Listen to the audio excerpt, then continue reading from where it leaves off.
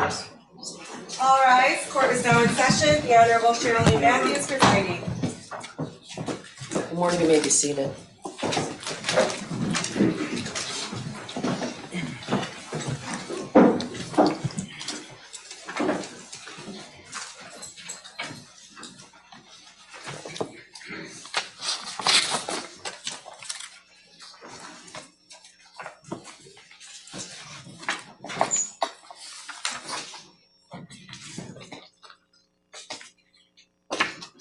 Your Honor, calling People v. James Crumbly, case number 22279-989FH. Calling People v. Jennifer Crumbly, case number 22279-990FH. Good morning.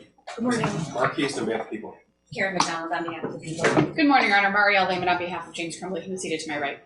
And good morning, Your Honor. I'm Shannon Smith on behalf of Jennifer Crumbly. Good morning. You may be seated. I want to tell you that I became ill last Friday, and I've been taking medication for the last 5 days. I feel fine. My doctor says I'm no longer contagious, but I have a lingering cough that is sure to annoy everyone in this room. I determined my cough would not be as annoying as adjourning the sentence, so you have my apologies. All right. I know this is an emotional day for everyone, and I want to say that I have, I want to ask first, Mr. Crumbly, can you hear? I can. Thank Okay. you, Your Honor. All right, I want to make sure. The court has reviewed the pre-sentence investigation with regard to each defendant and the sentencing memos provided. With regard to defendant Mrs. Crumbly, have the prosecutor, Ms. Smith, and defendant Mrs. Crumbly had the opportunity to read and discuss the pre-sentence report? I have had the opportunity to discuss it with my client, and we do have a few objections. Okay, you're There's getting, one correction. you're getting ahead of me. Sorry. All right, it's a little unwieldy with everyone here, but I just want to make sure that you went over the pre-sentence report. The prosecutor has had that opportunity as well, correct? Yes, Your Honor. Thank you. All right. And with regard to defendant Mr. Crumbly, have the prosecutor, Ms. Lehman, and the defendant Mr. Crumbly had the opportunity to read and discuss the pre-sentence report? Good morning, Your Honor. I have had the opportunity to review the pre-sentence investigation with Mr. Crumbly. All right. And then with regard to defendant Mrs. Crumbly, do you have any corrections, deletions, or additions, both the prosecutor as well as defense counsel? But you may go ahead. Thank you. The only correction we would have, Your Honor, is that actually on the very front face sheet, it indicates that Ethan Crumbly is a co-defendant, and I would ask that he be taken off in that regard.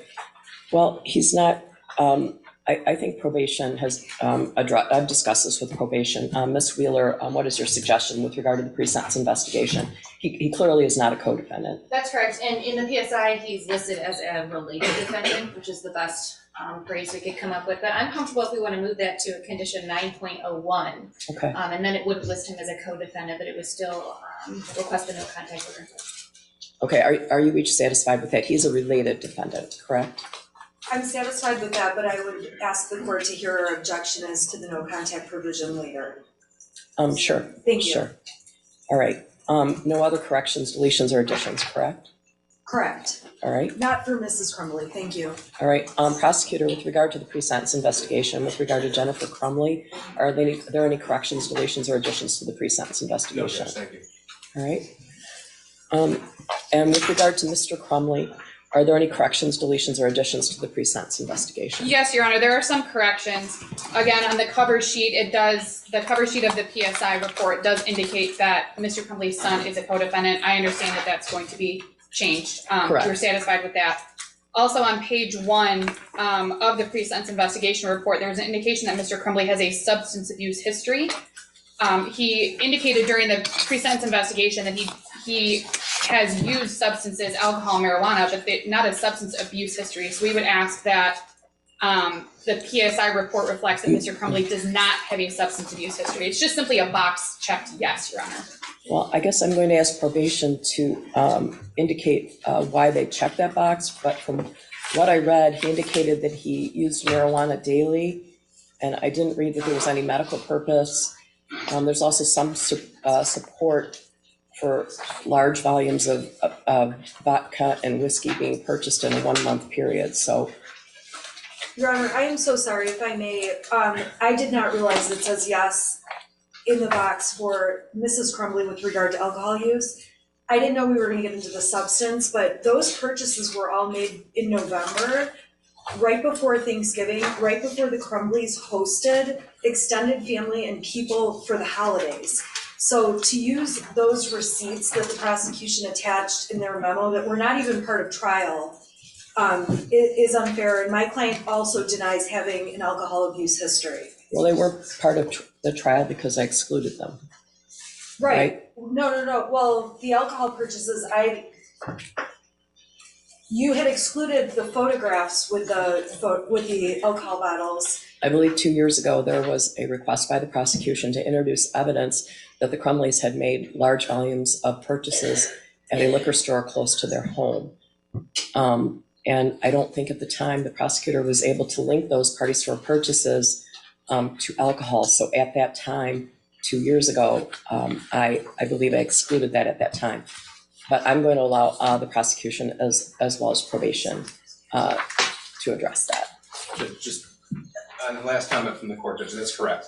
I think it was June of 2022. Regarding the purchases themselves, counsel put in photographs of that Thanksgiving dinner. There were 6 people there.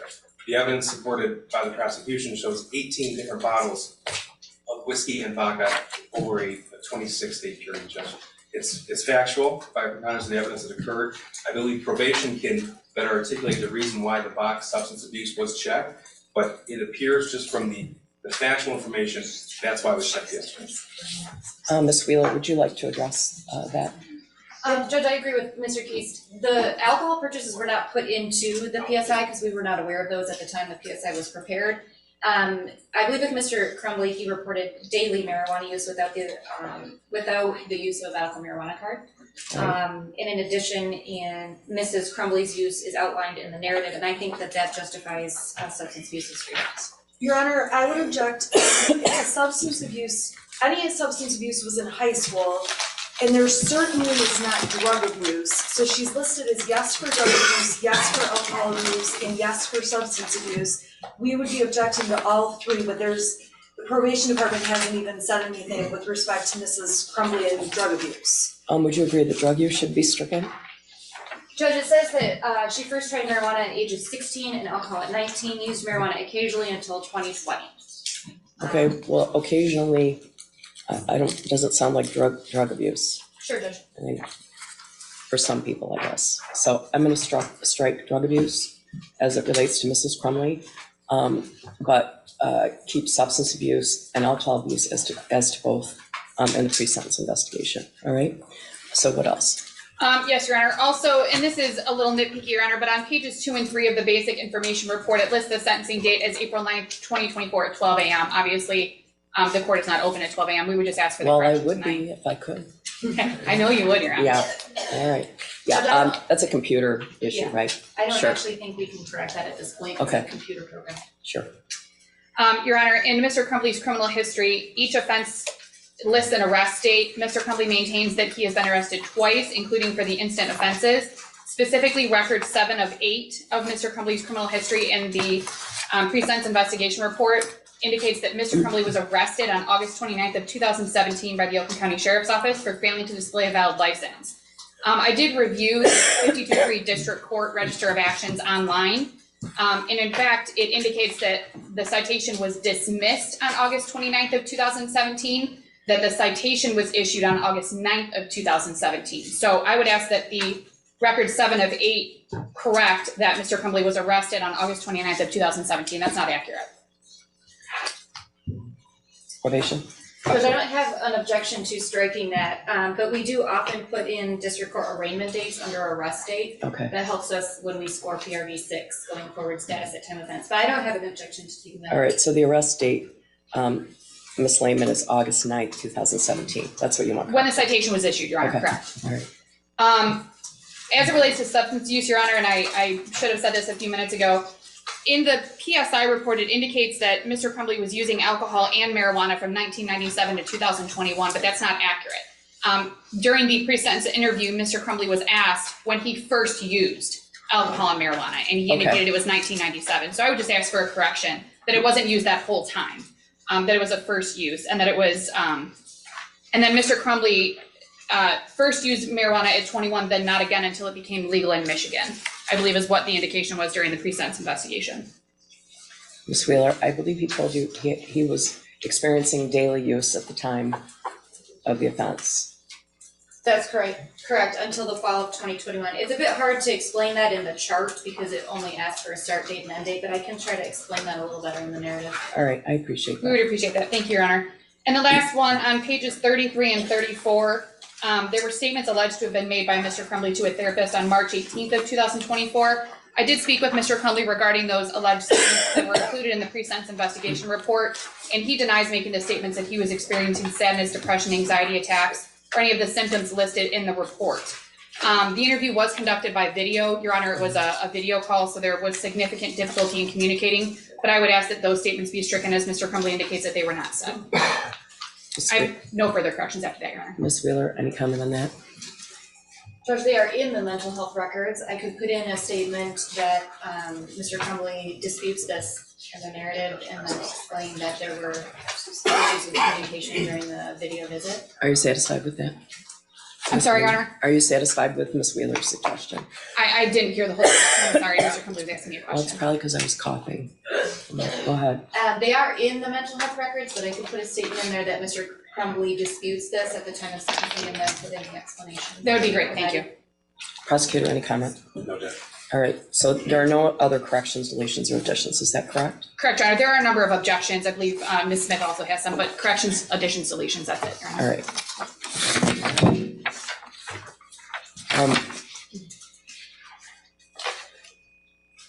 I want to point out that each defendant has a right to and will receive an individualized sentencing in this matter. I want to confirm, because the victims impacted are the same, the court felt it would be in the best interest of the victims, the defendants, and also judicially efficient to hear all of the victim impact statements at the same time. I want to be sure that neither defendant has any objection to that. No, Your Honor, that's fine, thank you. No objection, Your Honor. All right. What else about the pre-sentence investigation? Who would you like to go first, Your Honor?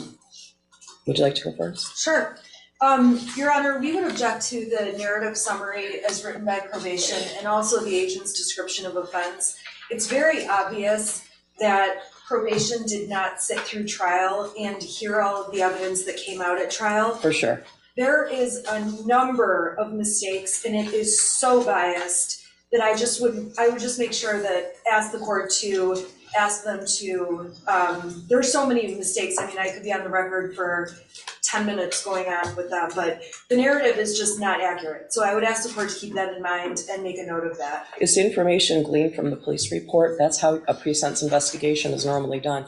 I don't think anyone here, to my knowledge, has a copy of the transcript of either trial. My understanding is ordering that is about $35,000, right? Yeah. I don't think anyone, the probation, of course, has not seen a trial transcript, and in any sentencing, they haven't seen a trial transcript. I do agree with you that the agent's description of offense is from the police reports and documents along those lines. However, the narrative summary of what was proven at trial, identifying 5 things against Mrs. Crumbly, is simply inaccurate. Those 5 things are pointed out in my memo. I explain each of those. If the court does not need me to make a record, I won't, but if the court does. Well, that's up to you. It's That's in the up to you. record in terms of the sentencing memo. Okay. I'll just give like one example. They're saying that as the 5th reason, she should be considered to have committed illegal acts is because she was, let me get the right words. She was rarely home. That in itself is not a crime. That in itself is not illegal. The information put in that report is not accurate. It I wasn't agree with you. proven. The same could be said about me. Say me too. Okay. So I agree with you. But I guess where we're getting our wires crossed here is that Ms. Wheeler, and in every pre-sentence investigation, probation takes information from the police report. Like Ms. Wheeler didn't make it up herself, and she of course did not have the benefit of the trial transcript either. Also, the trial transcript does not include all of the information ever, by necessity of the rules of evidence, right? I understand. The only reason I bring it to the court's attention and make the objection is because this is a document that will follow Mrs. Crumbly, and it's important that it's accurate. So I just want to make the objections for the record. All right, what else? What else from you, Ms. Smith? Did you want me to go into the objections on the scoring and the objection on the no contact order, or would you like to first? I believe that Sister kind of has a similar argument regarding the narrative summary and agent's description in her PSI as well.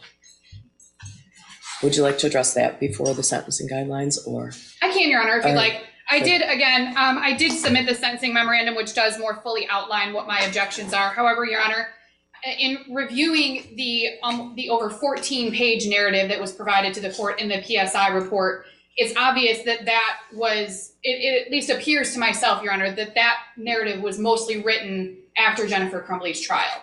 It was not written after James Crumbly's trial. It contains mostly information regarding information found in the police reports, in various witness statements, and information from the prosecutor's office, it appears. And I'm objecting to it because it is not specific to Mr. Crumbly. It's not accurate. It contains information that was not admitted at trial. It contains information that was not evidence during Mr. Crumbly's trial and shouldn't be held against him for the purposes of sentencing. Well, I guess I agree with you. Ms. Wheeler is always very thorough, and I'm not surprised that there's a 14-page narrative. That information was taken from the police report, and I'm aware of that. I believe that the Department of Corrections always does it in that way. I don't think that there's anyone here, I could be wrong, who's read a trial transcript. I don't know, maybe someone has excerpts of it, but the trial transcript will take a very long time. The pre-sentence investigation is never based on the trial transcript. So I suppose it would be appropriate to include in the pre-sentence investigation that the narrative in the pre-sentence investigation is based on the police reports submitted in this manner, which are numerous, correct, from many different agencies. That's correct, Your Do Honor. you have any objection to that? No, just one comment as far as the PSI. This court indicated every single PSI utilizes the police report and other information to compile the narrative information. Correct. The court sat through the trial. The court can make the appropriate record when the sentence is handed down. The jury found these facts to be true.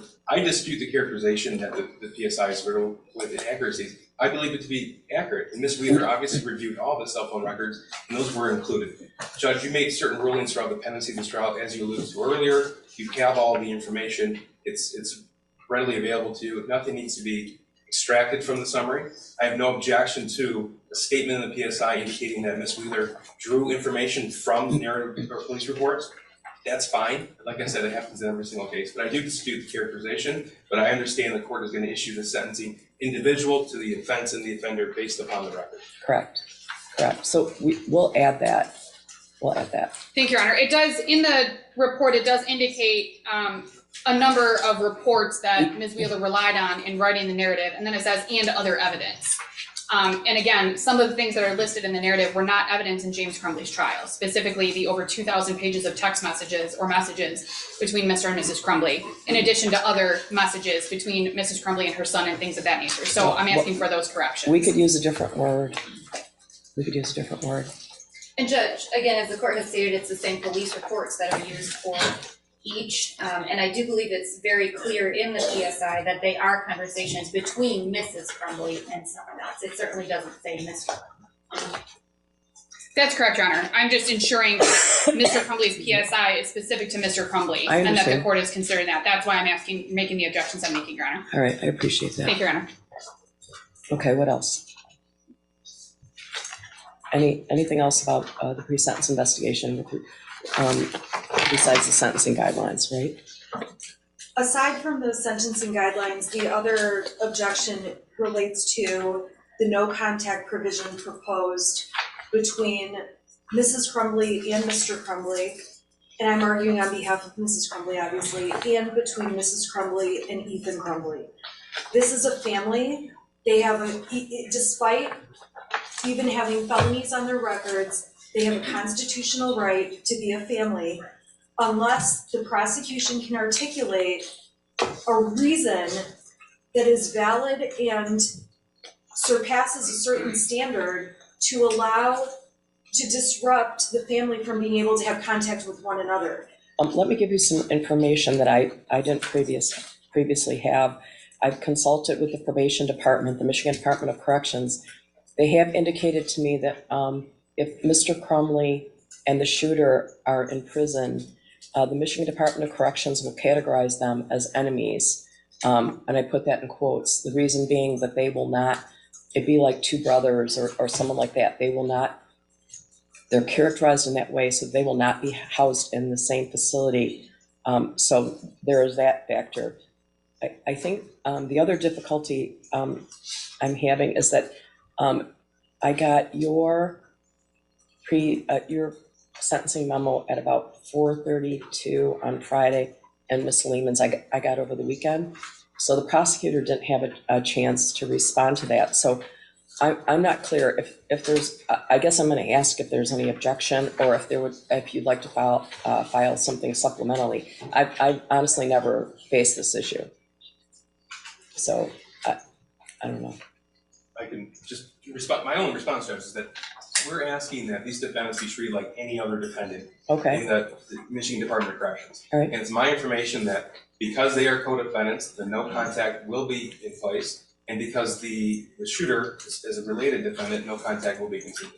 Again, okay, you just mentioned two different issues. Because they're co-defendant, they're a man and a woman anyway, right? Correct. So they would, if they go to the Michigan Department of Corrections, they would not be in the same facility. Correct. Co-defendants are traditionally not housed together. There's that issue. She's asking about a no contact order between Mr. and Mrs. and the shooter.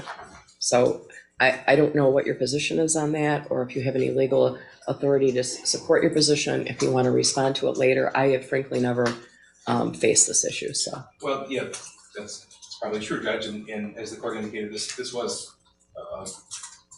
objection was made recently. I don't have anything at the ready as far as legal authority regarding that. My information is only from Michigan Department of Corrections, and the reason why they put the no contact in place, and that is because of the nature of this crime and the fact that they are related defendants. Again, we're not asking for any special treatment one way or the other. We just want whatever the Michigan Department of Corrections would do in any other case. All right, well, would you like to respond, Ms. Wheeler? I think you are the one who told me about the enemy status in quotes that would be maintained. Yes, Judge, and there's certainly no guidebook for this situation again.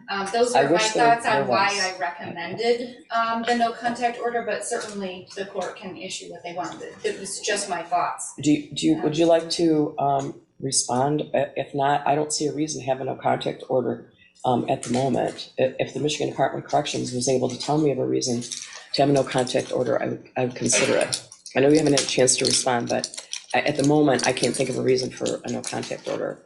If the three of them are all in the Michigan Department of Corrections, it would then be up to the Michigan Department of Corrections. But should I be ordering that right now, is what I'm asking. Is there legal authority for me to do it?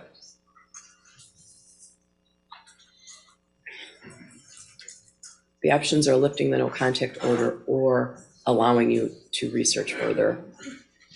We just don't want the sentencing to be judged, Judge. Me neither. I'm not adjourning the sentencing. In that case, Judge, did the court hold this in abeyance so we can respond? Yes. That would be, Yes. that would be my preference. All right, I'm going to do that, all right? Because I didn't really have a chance to respond to that. Just the issue of whether or not the three of them would have no contact via, I think if all three of them were in the Michigan Department of Corrections, or if one of them was somewhere else at some given time, is there allowed to be contact either by letter or phone or visit? That's what you're asking about. Yes, that's what we're Okay. asking about. All right, But we, obviously, if Michigan Department of Corrections is overseeing or if they're in a facility, there's rules they have to follow, and if this court doesn't order all of the rules that have to be followed. oh, I agree. So- That's up to the Michigan Department of Corrections. So Correct. the court, obviously will give the prosecution time to file a supplemental response. We filed our response rather quickly because we were given the PSI last week, we were given the prosecutor's memo on Wednesday, and I mean, obviously I got mine paid Friday, but there wasn't much time. I would also like an opportunity to either respond to their argument or to be able to brief the issue first, if the court would like, because it's my objection, more fully than I have been able to in here. You may. Okay. It's not something I've dealt with Okay. recently. I guess so I'm just asking what time frame the court would like, or How long would the prosecution like to respond? A week's fine, Judge. Okay, so you are going to file something by April 16th, and then how would you like till the 23rd of April to respond? that would be great, thank you. I mean, they might do some research and find out there's no basis for it. I don't know. And Judge, I will look further into that and also provide the information. All right, thank you. Thank you. Judge, I'll communicate with the court, defense counsel information. Thank you. Your Honor, just for the record, I'm just placing my objection to the no contact order for the reasons stated in my sentencing memorandum. I will also file a reply brief on the 23rd. All right, thank you. All right, what else? Your Honor, the remainder of the objections for Mrs. Crumbly are based on guideline All right, scoring. sure, Would the court like me to? sure. Okay.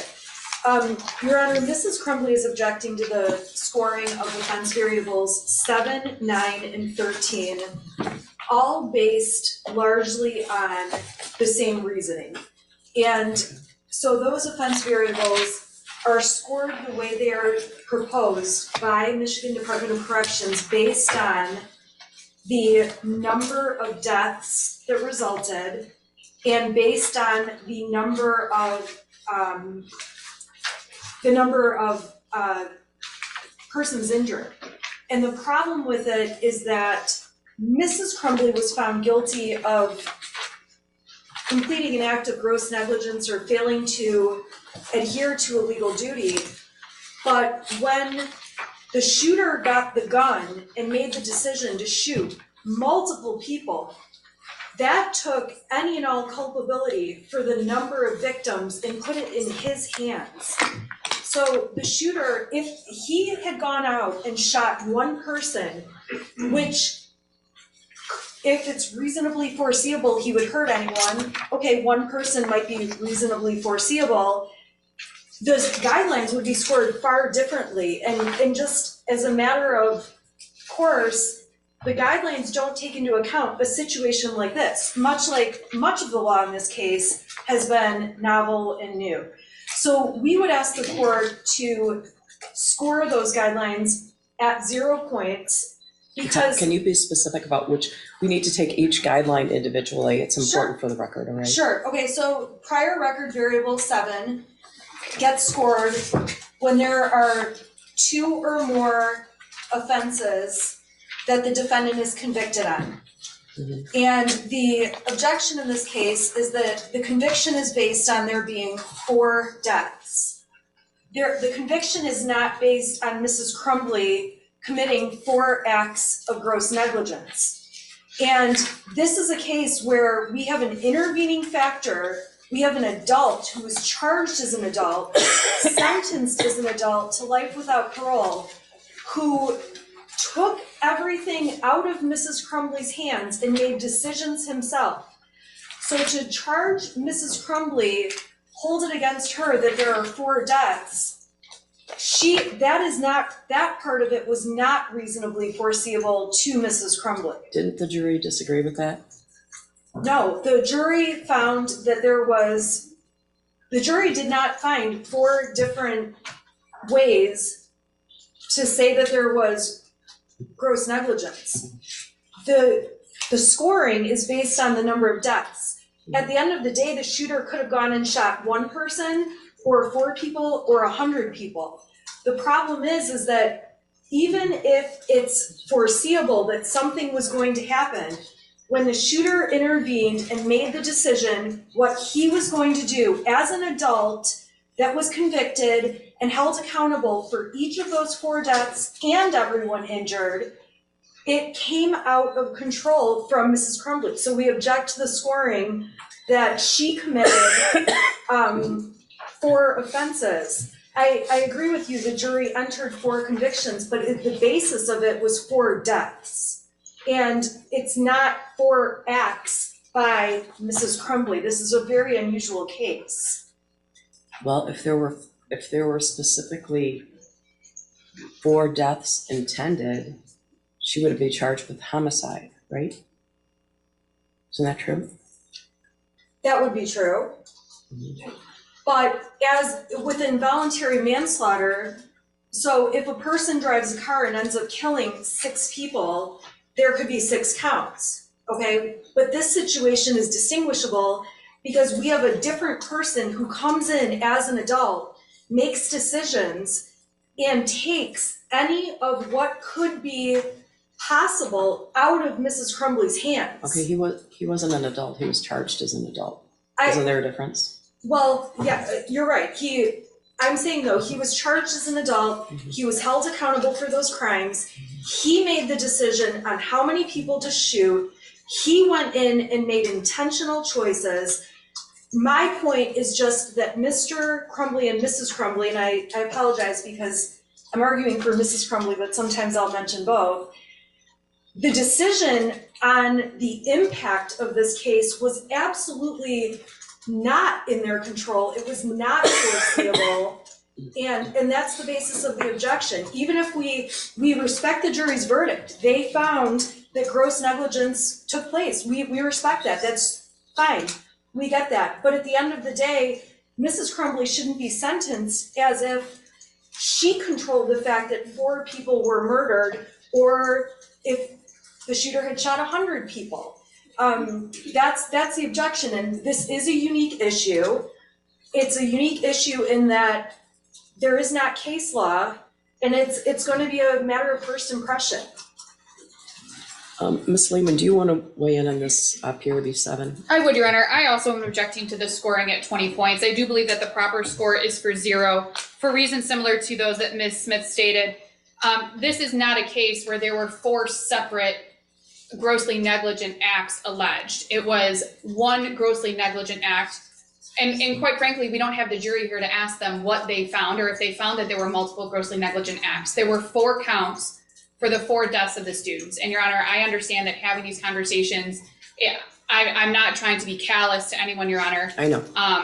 But the 4 counts were for the 4 deaths that occurred, not for 4 separate criminal acts on behalf of James Crumbly. I understand what the jury's verdict was. I understand that, Your Honor. However, it's not as though a similar situation, Your Honor, would be speeding through 4 different stop signs and causing 4 different motor vehicle accidents resulting in death. That would be something similar to a concurrent or a subsequent felony conviction. In this case, it is arguably one grossly negligent act that resulted in 4 deaths. And obviously also multiple injuries and other issues as well, Your Honor. But my position is that this should not be scored at, PRB 7 should not be scored at 20 points because it is one act, not multiple acts. And I don't believe that the sentencing guidelines properly consider the facts of this case. Again, we've never seen a case like this before. And I don't believe that the sentencing guidelines properly consider the facts of this case, Mr. Crumbly's case, or even Mrs. Crumbly's case, to adequately score PRB 7, and I believe it should be scored at 0. I'm going to ask both the prosecutor and probation if you'd like to respond. Thank you, Judge. There is 0 support for counsel's argument that PRB 7 should be scored at 0. The case law is clear, the statute is clear. There were 4 separate homicide counts. 4 children were murdered November 30th, 2021. Because of that, each defendant was charged and then convicted of a homicide count, involuntary manslaughter, each with its own elements, Judge. We've argued back and forth about was this homicide or was it not. This is why the court issued the rulings the way the court did regarding the video and other evidence regarding photographs of what happened inside the school. The statute is extremely clear, 4 separate counts. They don't get to have a scoring of 0 as if 3 children weren't killed, Judge. It is clear what the law is. It has to be scored at 20 points. Anything further from probation? No, Judge. All right, well, I have reviewed this thoroughly, the sentencing memos that you have submitted, as well as the pre-sentence investigation, the statute and the case law, and I believe PRB 7 is scored correctly with regard to both defendants. Your Honor, the next objection that Mrs. Crumbly raises is on offense variable 9, which is the number of victims. This analysis is the same as the arguments I just made on prior record variable 7. When the shooter came in and made the decision on the number of victims, it became not a reasonably foreseeable conclusion that he would do what he did. And that is why scoring that at 100 points for multiple deaths, these guidelines don't take into account this very unique situation where a person, again, charged and convicted and sentenced as an adult, made that decision. And it violates due process and all of Mrs. Crumbly's constitutional rights to hold it against her that her son shot multiple people versus just one. So we would ask that that offense variable be scored at 0 points. Ms. Lehman, do you want to weigh in now, or? I can, Your Honor, and that way the prosecution can respond once, Your Honor. All right, go ahead. OV6, again, it scored at 10 points. Are we talking about OV6 or OV9? I'm on OV6. Oh, wait, You said OV9 number of victims. I'm sorry, wait. I can do OV9, Your Honor, if you'd like, and then go back to OV6. I went to OV9. I can do OV9, Your Honor. Okay, go ahead. OV9, similar arguments to PRV7, Your Honor.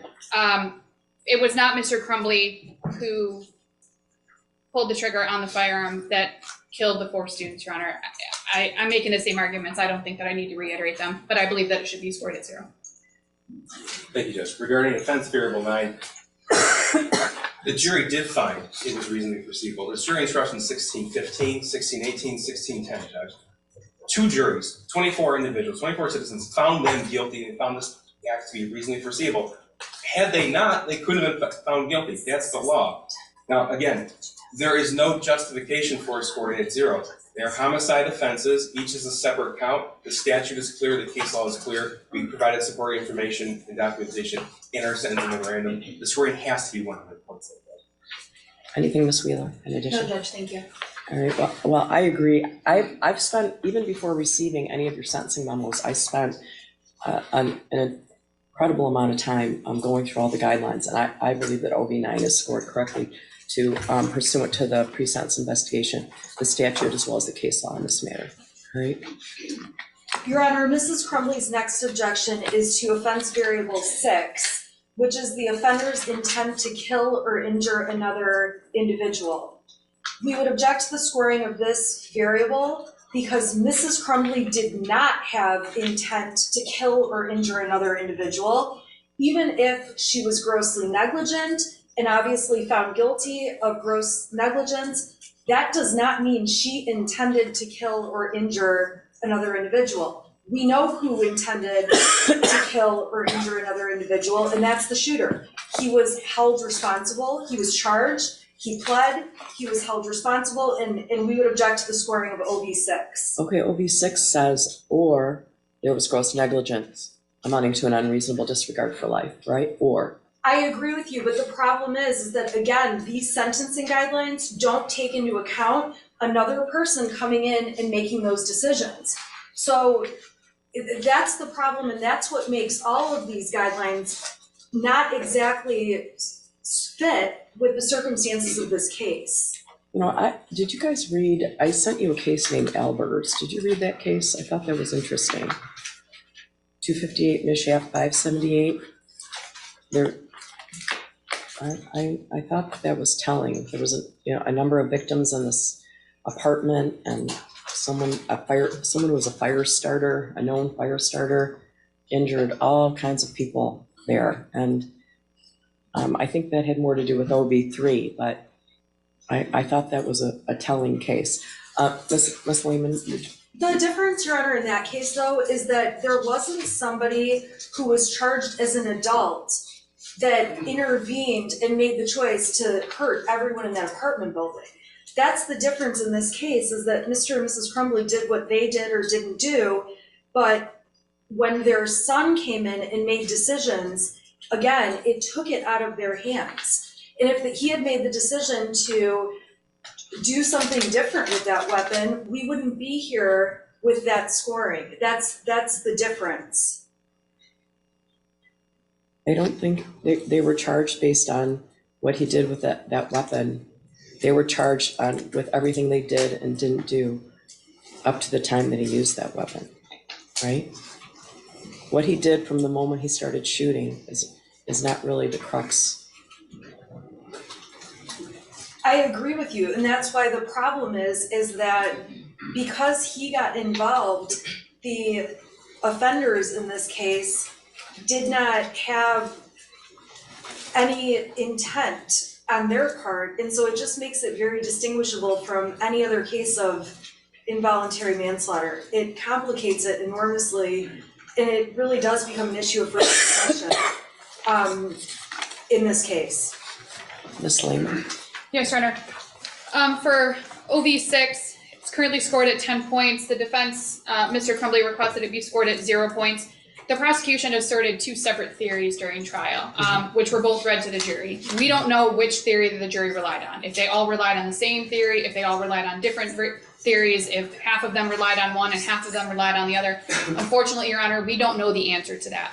So the issue that we have is that there are 2 theories under which Mr. Crumbly could be convicted during trial. We know that he was convicted because we're here at sentencing, but neither of them takes into account the fact that there was no evidence presented that Mr. Crumbly was aware of what his son was planning. There's the guidelines, and specifically OV6 doesn't take into account that there was no evidence presented during the trial that Mr. Crumbly was not aware that his son had obtained access to any firearms in the home. And again, for these reasons, it's the intent. I understand that gross negligence is a part of the scoring, Your Honor. However, it's disregard for human life. There was no evidence presented that James Crumbly had disregard for human life. Whether it's believed he was grossly negligent or not, Your Honor, there was no evidence presented during trial. Again, notwithstanding the jury's verdict, I understand what the verdict was, Judge, but the guidelines themselves, the scoring, which is what we're doing right now, this is not retrying the case, this is just scoring the guidelines, and the guidelines themselves, Your Honor, do not take into account the specific facts of this case and the evidence that was presented during this case. So for those reasons, Your Honor, I'm asking that OV6 be scored at 0 on behalf of James Crumbly. Prosecution. Thank you, Judge. In Jennifer Crumbly's memo, there was no objection to OV6. We did respond and articulate the reasons why. In James Crumbly's memo, I asked the court to take that argument from our memorandum into consideration regarding Jennifer Crumbly's case as well. First, I'd like to address the counsel repeatedly calling this case of first impression. This is a rare case. It's a unique case, but it's not a case of first impression. The legal duty in Michigan has been around for years, as has involuntary manslaughter and the law surrounding involuntary manslaughter. We actually cited Albers to the Court of Appeals as well as to this court in our response to the defendant's initial motion to quash in early 2022. That case is on point, as is People v. Cole, which is cited and attached to our sentencing memorandum. The jury instruction is clear, 1618 and 1615, Judge. OV6, 10 points are scored when there was gross negligence amounting to an unreasonable disregard for life. Compare that to our jury instructions in the case in People v. Cole, where the Court of Appeals specifically said, acting in a grossly negligent manner where it was apparent that serious injury could result implies that defendant Cole was acting with an unreasonable disregard for life. OV6 should be scored at 10 points. Anything additional confirmation? No, thank you, Judge. I believe OV6 is correctly scored. Your Honor, Mrs. Crumbly's next objection, and again, this is along the same analysis as the prior objections, is to offense variable 13, the continuing pattern of criminal behavior. This case is scored based on there being 4 resulting murders and multiple injuries in this case. And again, this factor was ripped out of the hands of Mrs. Crumbly when the shooter decided to make a continuing pattern of behavior and resulted in multiple harms and murders. Mrs. Crumbly did not exhibit a continuing pattern of criminal behavior. There were not 4 multiple counts of gross negligence, and therefore we would just object to being scored at all. Ms. Lehman? Yes, Your Honor. For OV13 for Mr. Crumbly, a single felonious act cannot constitute a pattern. People versus Carl, 322 Mishap 690, is a Court of Appeals case which indicated that a defendant's multiple convictions for reckless driving causing death or serious impairment arose from his single act of driving recklessly. He had passengers who were injured. There was at least one death that occurred. The Court of Appeals found that it was error to score OB 13, even though the driver of the car, who was the defendant, struck and killed someone, and passengers in the defendant's car were seriously injured. So, Your Honor, this would be something similar. This is arguably one act that resulted in 4 deaths. This is not 4 separate acts. Going back to my discussion, and I believe PRV 7, Your Honor, running 4 different stop signs. Those are 4 separate and distinct acts resulting in injuries or deaths. In this case, we don't have that. It is arguably one grossly negligent act that resulted in 4 deaths. And Your Honor, I'm not in any way trying to minimize that those students were killed, Your Honor. But in scoring the points, it's currently scored at 25 points for the 4 deaths and not 4 separate acts. Those 4 separate acts were committed by Mr. Crumbly's son, based on, according to the jury, his one act of gross negligence. And again, we don't know what act the jury relied on. We don't know if they believed that there were multiple. We don't know, quite frankly, Your Honor. But there aren't 4 distinct acts, 4 separate acts of gross negligence that resulted in each of the 4 deaths of the students. So again, Your Honor, for these reasons and the reasons that I stated in my memorandum, and I do cite additional case law for the court, I believe that OB 13 should be scored at 25 points on behalf of James Crumbly. Well, I did read the I'm sorry, 0 points, Your Honor. I did read the case law in your briefs, but I think there's some more recent case law provided by the prosecution in their brief. I don't know if it's Herman or Gibbs. Do you want to respond? Yes, Judge, briefly, thank you. First of all, OB 13 does permit the court to score 25 points when the incident occurred on one day. There was substantial evidence presented to the jury to show this was not one isolated act. Gross negligence occurred over a period of time. There was absolutely a pattern of gross negligence that culminated in the shooting on November the 30th, 2021. Just off the top of my head, buying the gun, not locking the firearm up, not taking him home when asked, not asking him about the gun on November the 30th. Not reacting in a variety of different ways when shown that math worksheet November 30th. There wasn't one single act of gross negligence. It occurred over a continuum. We presented evidence in the Jennifer Crumbly case from March 2021 till December of 2021. In the James Crumbly case, again, March from 2021 to December of 2021. What were the period of those 8 months? Judge, there were a number of acts for this court to rely upon. We do believe that OB 13 is appropriately scored at 25. Anything else from probation?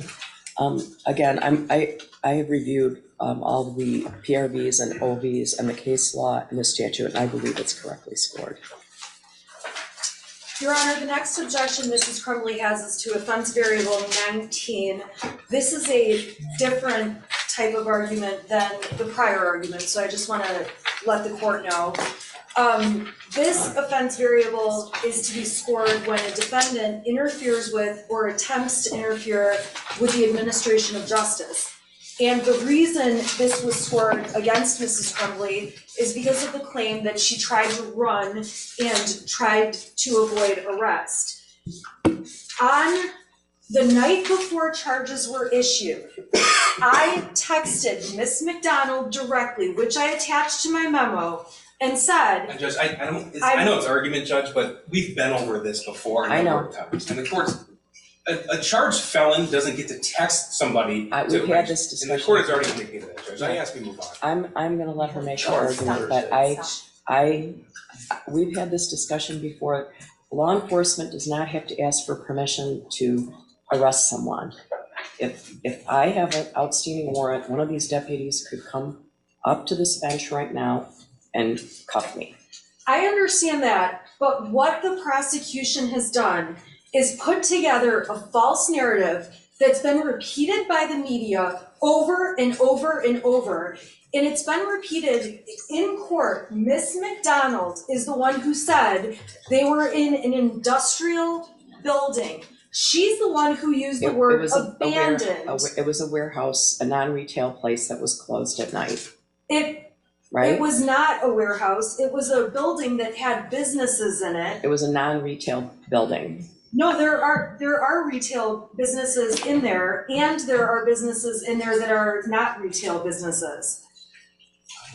Either way, it was not an abandoned warehouse. Okay. Okay, and then the prosecution argued and put on the I record. guess it's hard for me to understand why it matters whether it was abandoned or not.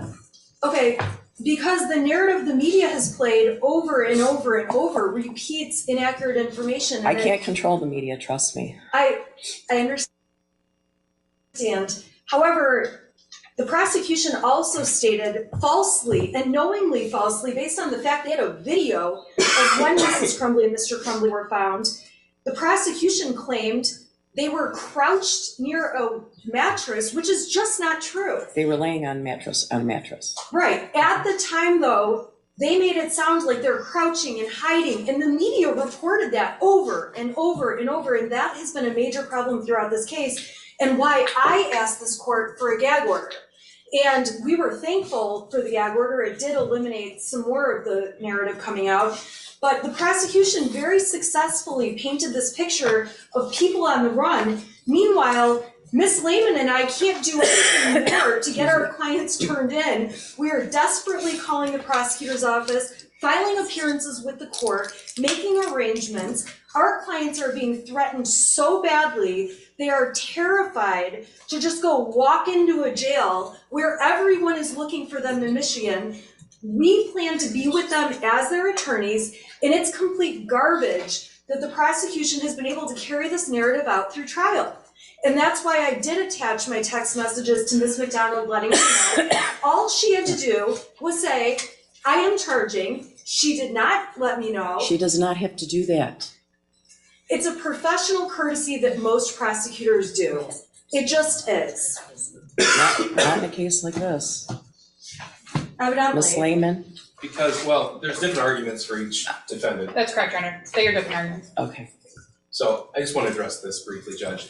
First of all, this court may recall the text messages that the court allowed to be admitted in the Jennifer Crumbly case. At 11:16 p.m. That's correct, Judge. Text message between Shannon Smith and the defendant. Mm-hmm. We're hiding out. We may have been found. And then the response was, oh shit. Object, I object. That's not what it was. That's admissible evidence. Right, but that was not texted by Mrs. Crumbly. Okay, well. She was already asleep.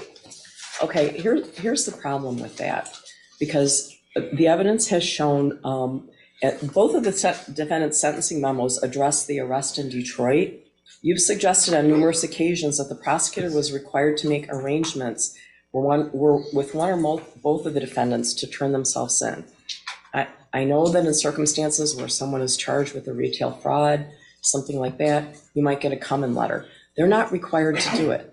Do we all want things to happen the nice way? Sure, but it's not true. Law enforcement is not required to ask permission to arrest people. The fact of the matter is the charges were announced at noon. They knew about the charges. You knew about the charges, right? Not until after the press conference. At noon. And then we Okay, were trying to it's make my dime. arrangements. It's my dime. Sorry. They do not have to make arrangements with you. I know that's the nice way. That's the safe way. The fugitive apprehension team was in contact with you. The defendants were aware and did not turn themselves in. They went to a non-retail establishment in Detroit and hunkered down. It's unclear to this court, to this day, whether they intended to flee the state. But the fact remains that they brought the circus to the city of Detroit. They did. There's also been testimony by Mrs. Crumbly and an allegation by Mr. Crumbly in the sentencing memo that the defendants were not avoiding detection in that building. That allegation flies in the face of the testimony at each of the trials. We had testimony from Luke Kirkley. He testified that he made eye contact with Mr. Crumbly in the parking lot. He went back into the building.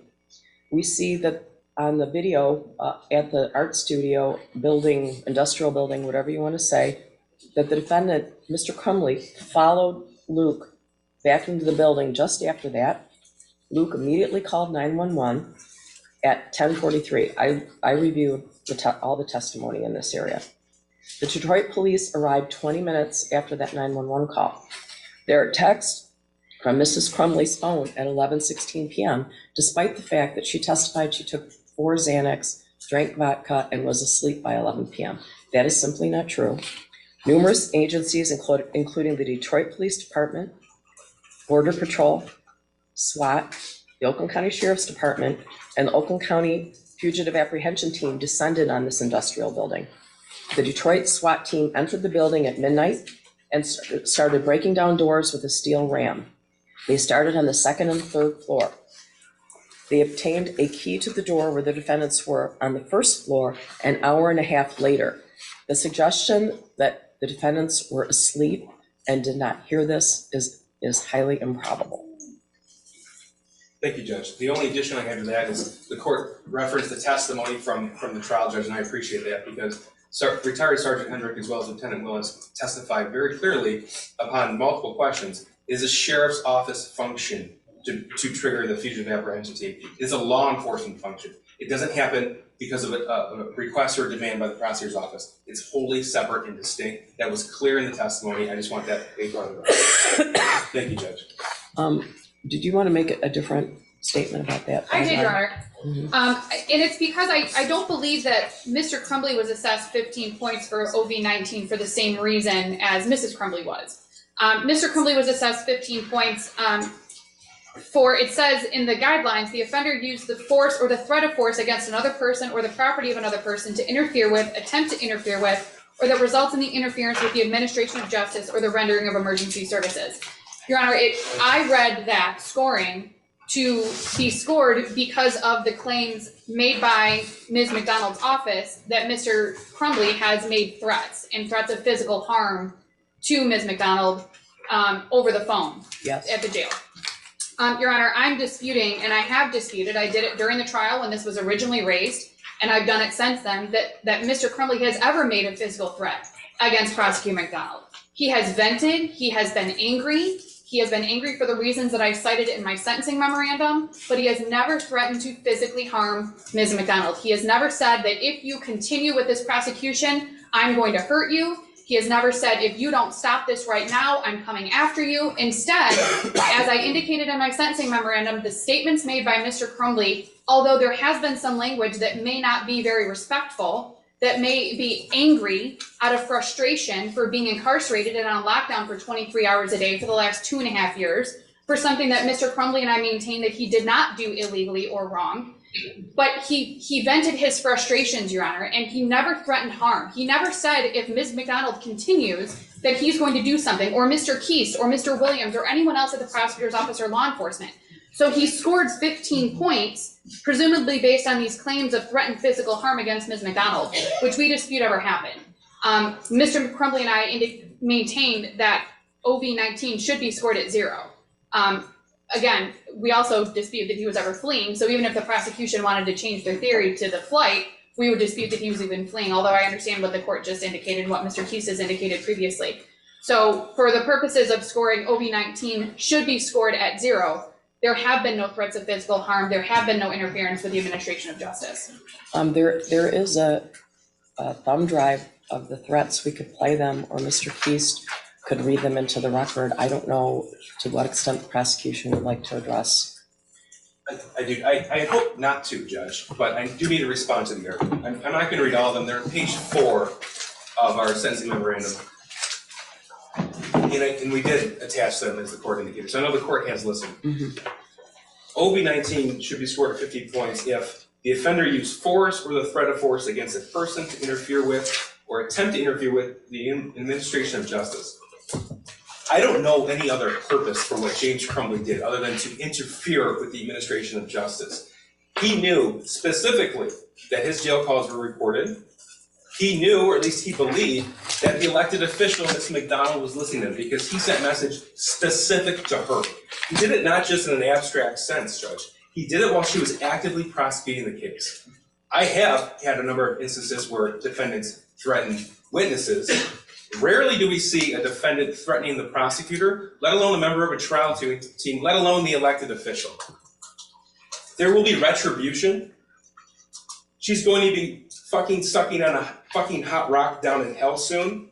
I'm on a fucking I'm fucking on a rampage, Karen. Yes, Karen McDonald, your ass is going down and you better be fucking scared.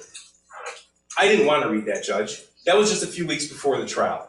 I don't know any other definition what that could be other than a specific threat made to a member of the trial team. We ask that this defendant be treated no differently than any other defendant who would make a similar statement to any prosecutor or defense attorney or judge in this building. OB-19 is certainly scored at 15 points. I believe that it's correctly scored with regard to Mrs. Crumley and Mr. Crumley based on their avoiding law enforcement while at the art studio, industrial building, whatever you want to call it, on that evening for a long period of time. But in the alternative, there's alternative theories for scoring OB-19 with regard to Mr. Crumley.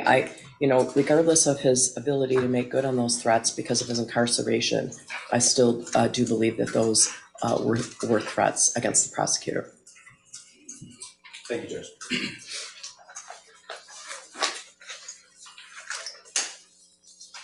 Your Honor, Mrs. Crumbley has no further objections to the scoring at this time. Ms. Lehman. Mr. Crumbley has no additional objections to the scoring, Your Honor. All right.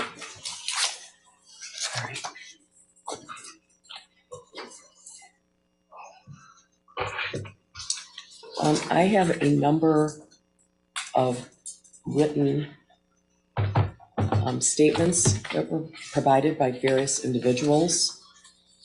I'm going to read the names of the people. Could you tell me the pronunciation of Madison Baldwin's mother's name? Nicole Beausoleil? Yes. Beausoleil. And the mother of Hannah, Ms. St. Juliana. Is it I St. Juliana? Kristen Baldwin, Raina St. Juliana, Steve St. Juliana, Jill Suave, Molly Darnell, Danielle Krozek, Andrew Muska, Marla Lay, Olivia Upham, Renee Upham, Megan Gregory, Patricia Cunningham, Linda Russo. Those are individuals who provided written statements, and I have copies of those. I wasn't sure who had what statements, so they were scanned by my office and sent to everyone yesterday.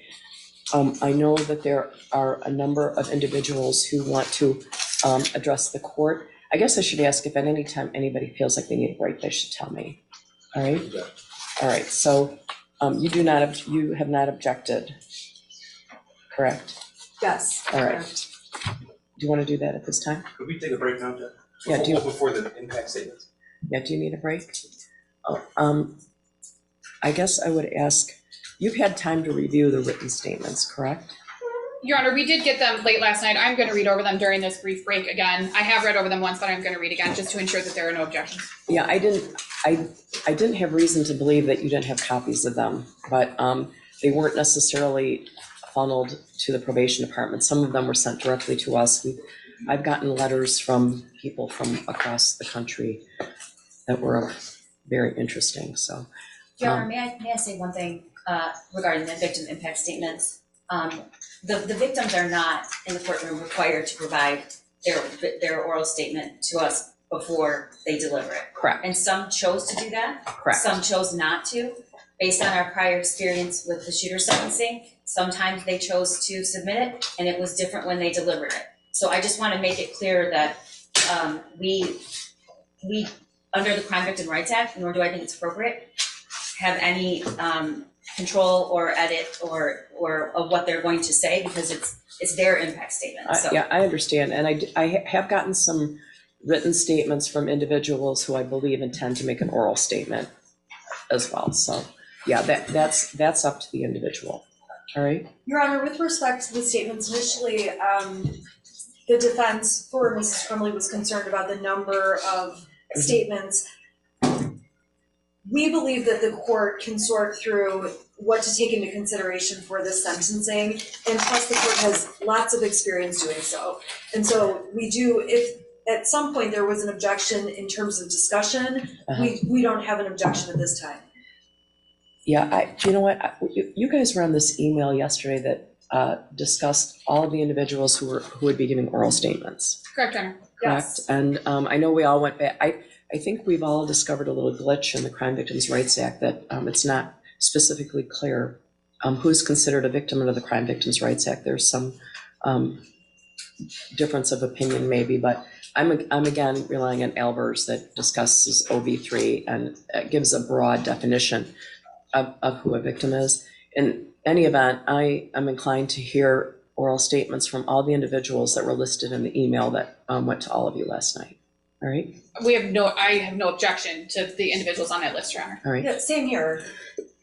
And I certainly would appreciate you making any objections to their statements at the end of their statement, right? Your Honor, I don't know if we need to approach on that because there was some discussion by email about the objections. Okay, well.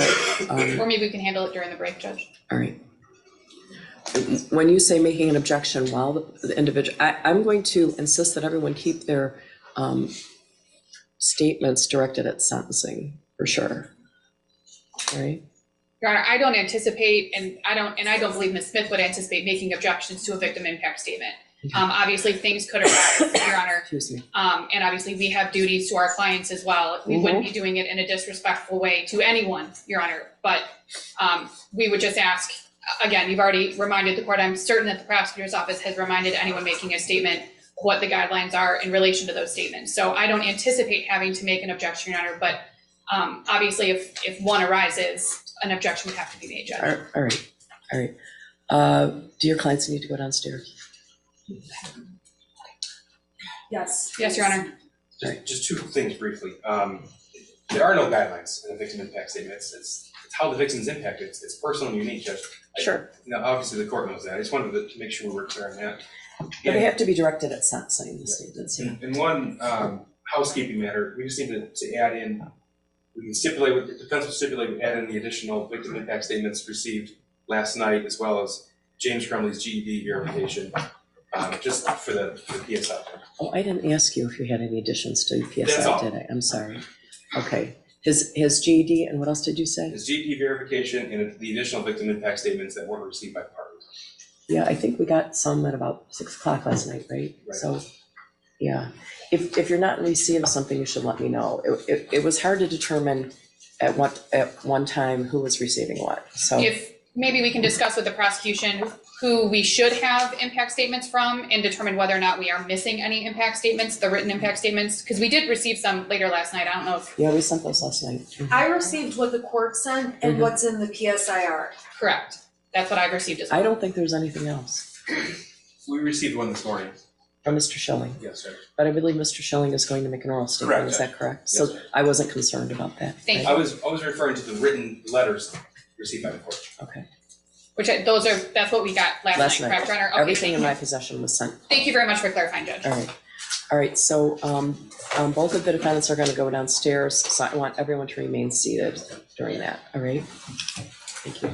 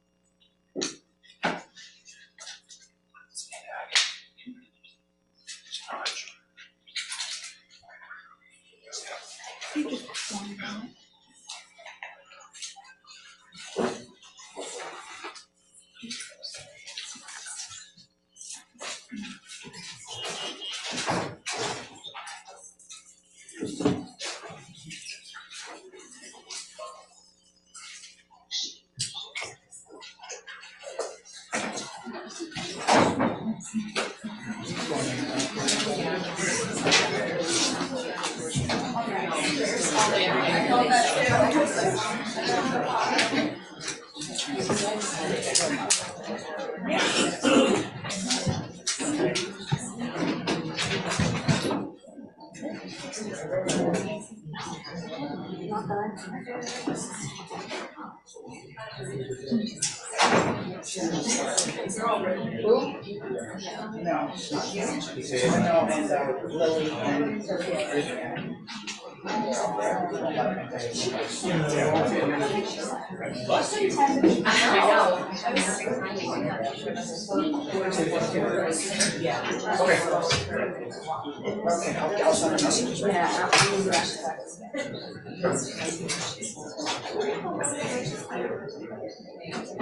didn't hear how long it was gonna be.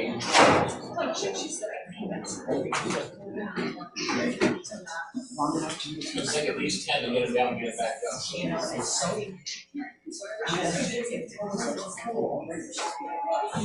Yeah, so I was wondering, we gotta hold those doors.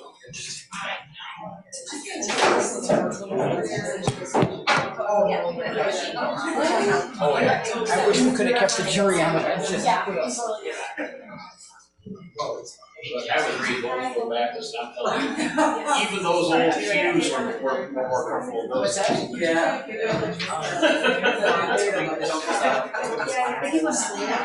Haircuts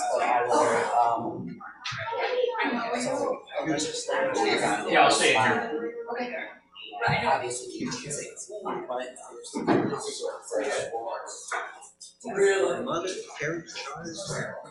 So we got a triangle up there still? Okay, let's wedge that door and keep it open, so it's heat. I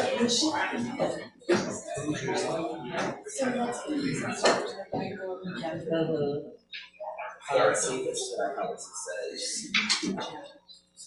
Oh.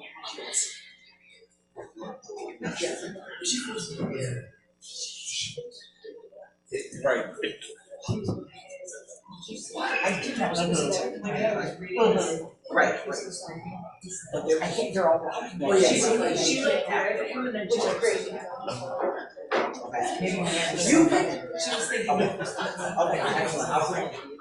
So that's my brother-in-law says we went over to that when I was getting that. They wanted them. That was the one. Oh, yeah. Okay, thank you. I told him that at the station.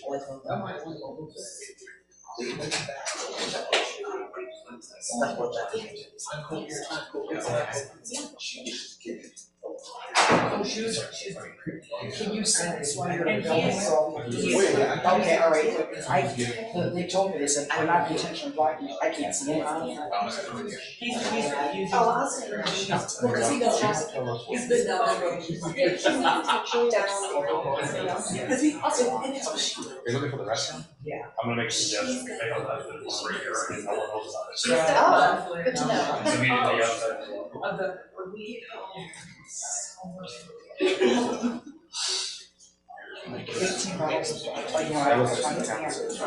Nothing's like that. About 15 feet.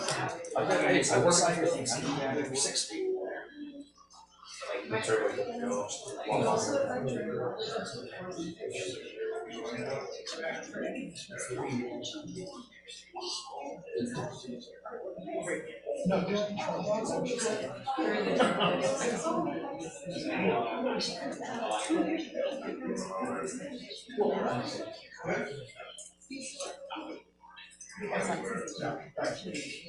Right, All I know is I haven't finished since 2017. Finished, yeah. Always fall asleep. Or I just, just do that big drink. I used to not shut up and come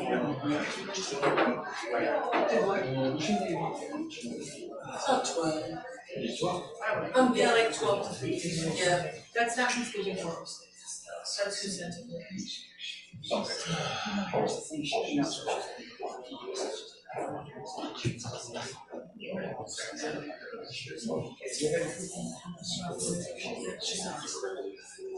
It's 20 degrees.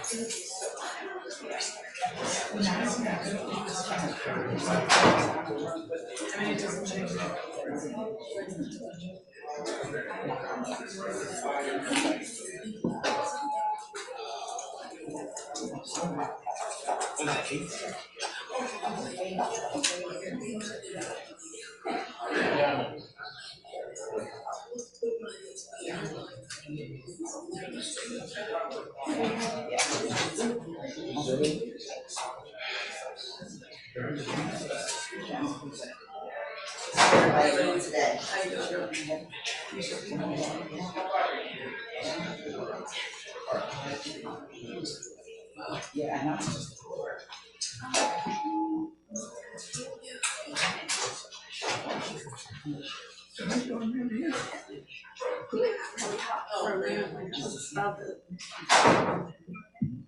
Catch.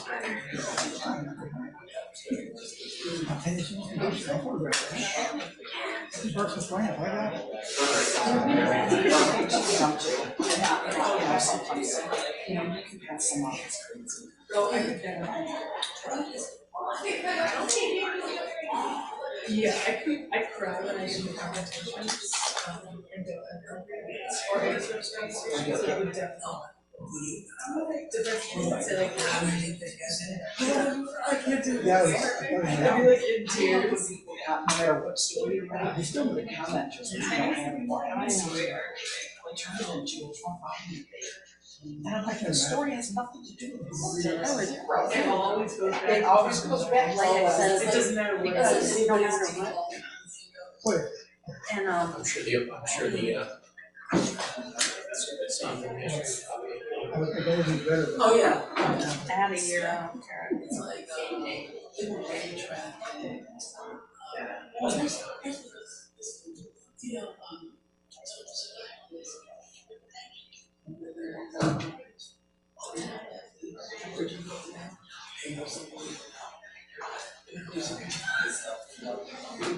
my brother sent me a video from Texas yesterday. 2 hours before the eclipse, they filled up the medians of the freeway, and then like 5 minutes before the eclipse, they just started parking in the lane of the freeway and getting out of their cars. why? They got the cars going to explode. No, it just, the medians were full, and then they just need more room to park, so they just started parking in the lane of the Oh, so freeway. they're just gonna watch it from. Yeah, from the middle of the freeway. Yeah, you tell me, there's stretches of freeway, they're just completely parked solid. Yeah, the next one, the next, eclipse is retired, I'm gonna. Hopefully we'll have self-driving cars by then. And that's, now it's around, when they were,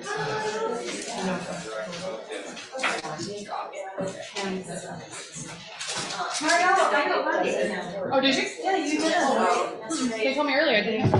They told me earlier I didn't have to be there, I wanted to take a sticker out. No, they're nothing if not thorough. What's that? I said they're nothing if not thorough. They're good. I don't mind being. I have no issue with thorough.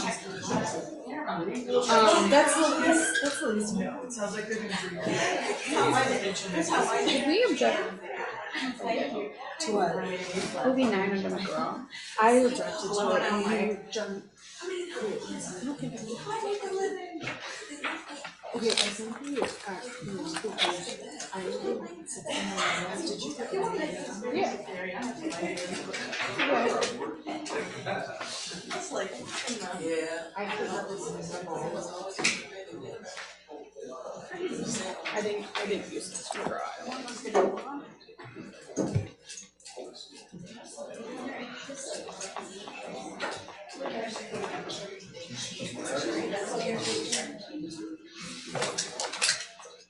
What's that? Absolutely, oh my God.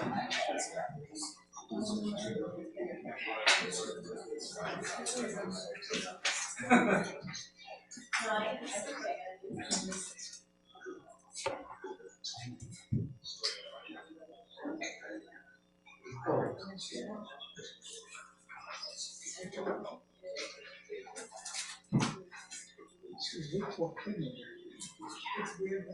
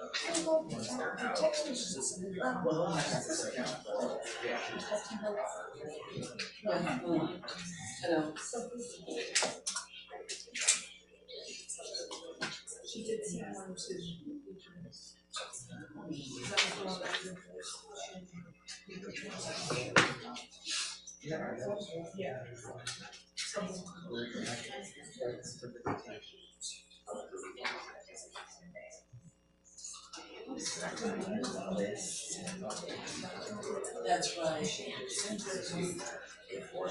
Yeah.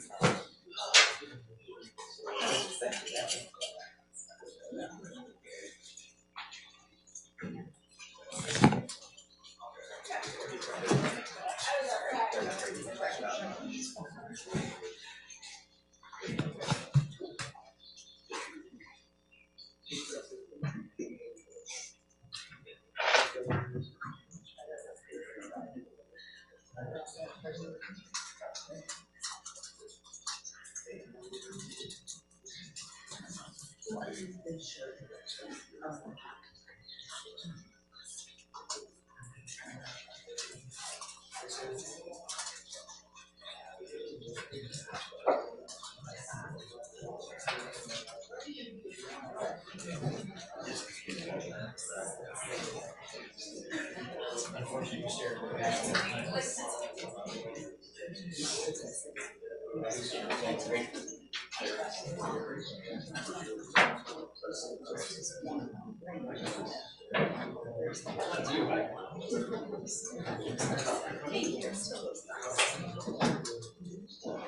And you can't.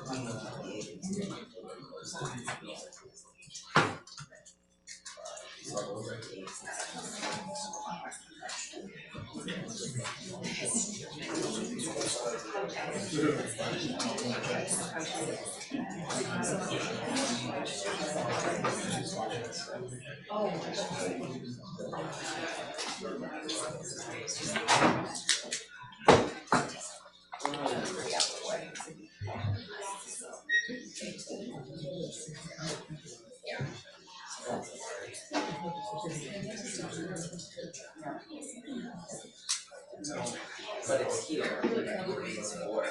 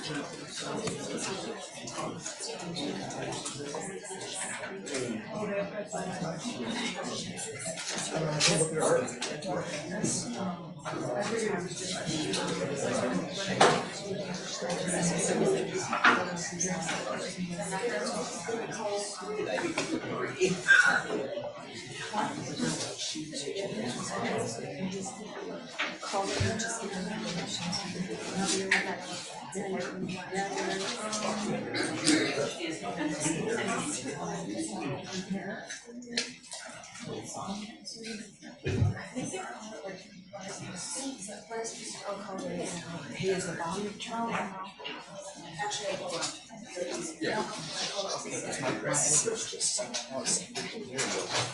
Me.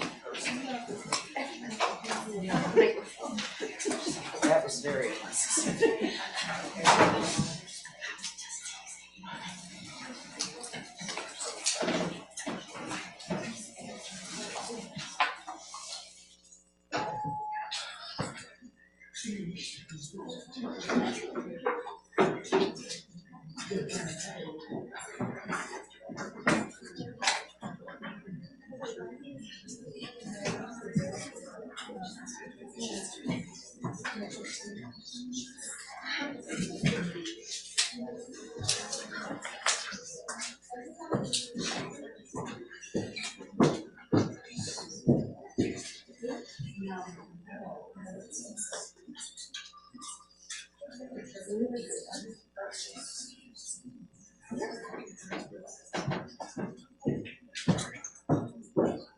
Not the lunch pail.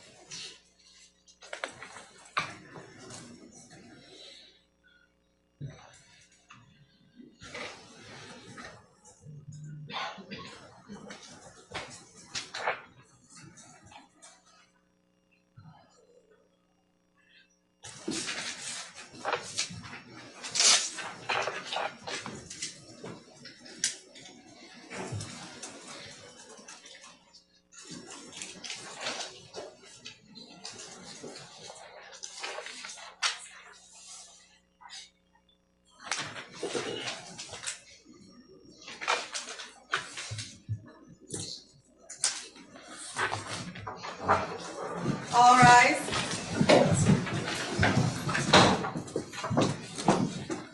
Good morning, you may be seated.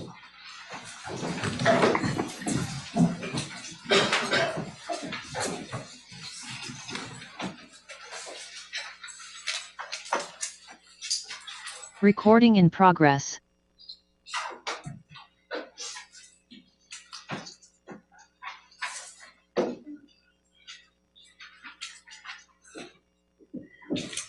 Your Honor, calling People v. James Crumbly, case number 222799989FH. Calling People v. Jennifer Crumbly, case number 222799990FH. Thank you. Good morning. Mark Case on behalf of people. Karen McDonald on behalf of the people. Good morning, Your Honor. Marielle Lehman on behalf of James Crumbly, who is seated to my right. And I'm Shannon Smith on behalf of Jennifer Crumbly, who's seated to my right. Good morning. Now we're going to conduct the oral victim impact statements, correct? Your Honor, if I could have just a couple of very brief moments. I neglected to make an argument on OB9 earlier. If the court could just allow me to make a very brief record, I would appreciate it. Okay, go ahead. Thank you, Your Honor. Very briefly, People versus McGraw 484 Mich 120 is a 2009 case which indicates that the sentencing guidelines and scoring of those guidelines are limited to the sentencing offense. Obviously, we have 4 separate counts in the information in this case. People versus Vanilla Machado, that's a hyphenated name, 489 Mich 412, is a 2011 case which states that you cannot aggregate offenses for the purposes of scoring. So where they're separate, in that case, it was assaults. They couldn't aggregate the assaults for the purposes of scoring, that each assault had to be scored separately. In this case, the score for offense variable 9 is 100 for the multiple deaths that occurred for the deaths of the 4 students. I'm objecting to the scoring of 100 under Bonilla Machado because each death is supposed to be counted separately and individually and not aggregated for multiple deaths. And that was the only objection I wanted to make. Mr. Keast, I'm going to allow you to address that. I think you already did, but. I did, Judge, yes. Okay. And if probation has anything to add to it, I defer to Ms. Wheeler, but All right. we've already made this argument. Ms. Wheeler, anything else? Judge, only the sentencing guideline manual states that you cannot aggregate victims of separate crimes, but I think the defense argued earlier that this wasn't a separate crime. And the shooting occurred in a span of 8 minutes. It was not one shooting and then a half hour later, it was a very quick procession. Excuse me, I'm sorry. All right, again, I believe it's correctly scored, but. Thank you for allowing me to make the record, Your Sure, Honor. no problem, no problem. All right, and then with regard to victim impact statements. Yes, Judge. Yeah, we- Sure.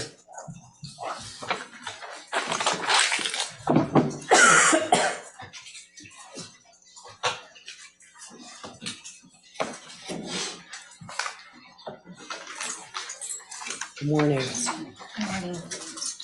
I wasn't doing a great job at the French pronunciation of your name, Nicole Beausoleil, correct? Correct, Was that right? yes. All right. What do you have to say? Deep I would- breath. I would like to start with the person that matters the most. Madison, she was a kind soul. She always had a smile on her face. She lit up the room when she walked in. Her laugh I could listen to all day. It was infectious. Her big sister skills were undeniable, and she took that role very seriously. Madison was smart, funny, loving, passionate, determined, and genuine. Her expectations were high, and at times we needed to let her fall. She needed to be reminded that not everything is perfect, even if she wanted it to be. Madison had an influence that most never achieved. Sometimes I would listen to a poem she wrote or watched her create art with no tracing, just pure talent. She would talk about college and what majors she would like to do and what would be most helpful to society. The passion that she had for everything and everyone was remarkable. I would catch myself watching her and thinking to myself, how lucky am I? I'm the one that gets to be her mom. What did I do to deserve a perfect person? She will be the best thing to ever happen to me at such a young age myself. I grew up because of her. We grew together. I learned from her. I mattered because of her. From the moment she was born, I promised myself that I would be there no matter what. Through the falls, heartbreak, letdowns, and struggles, I would be there. I would listen, learn, and love every moment. I wouldn't miss a thing. I would always protect her. On November 30th, 2021, exactly 17 years, 6 months, and 13 days made me break my first promise, and it will hurt for eternity. As her mom, I didn't protect her. First, I'd like to say thank you to the prosecution team. I say thank you to you all. Saying thank you really doesn't seem enough anymore. The countless hours you've worked, time away from your family, and always taking our feelings into consideration. Karen and Mark, the work you've put into getting all the facts, speaking to us like we matter, and never wavering from your goal. It speaks volumes of the people you are, and I'm proud to call you a part of Madison's voice. Advocates and Jen, I'm not sure where to start. You've all seen me hit points in this tragedy that some days I wasn't sure who I was.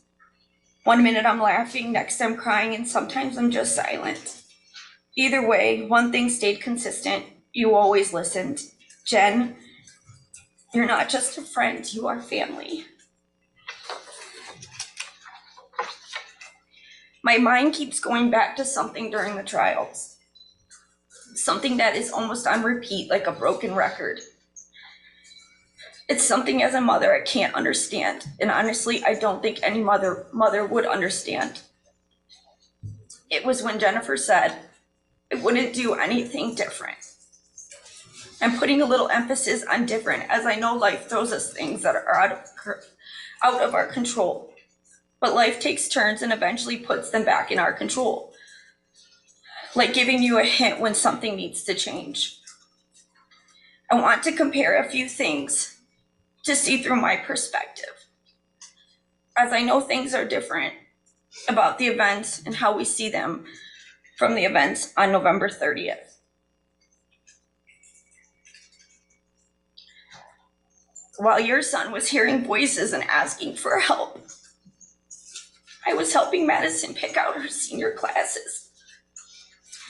While you were purchasing a gun for your son and leaving it unlocked, I was helping her finish her college essays. While you dropped him off at school upset that he was failing class, I texted Madison, drive safe, it's slick outside, have a good day.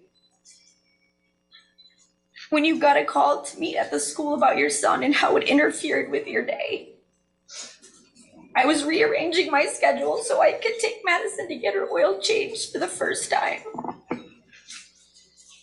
When you left without hesitation and not taking him home, I was worried if she'd be okay driving in the first snowfall of the season and if she brought a coat.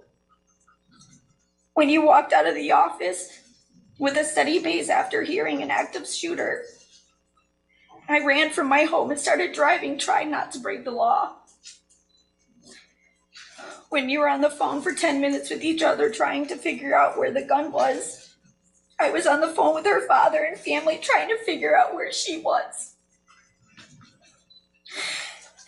When you left the Myers without knowing where your son was, I was desperately trying to get there as soon as possible. When you knew the gun was missing, you called the police, knowing it was your son who took it. I was having family call every hospital describing what she looked like.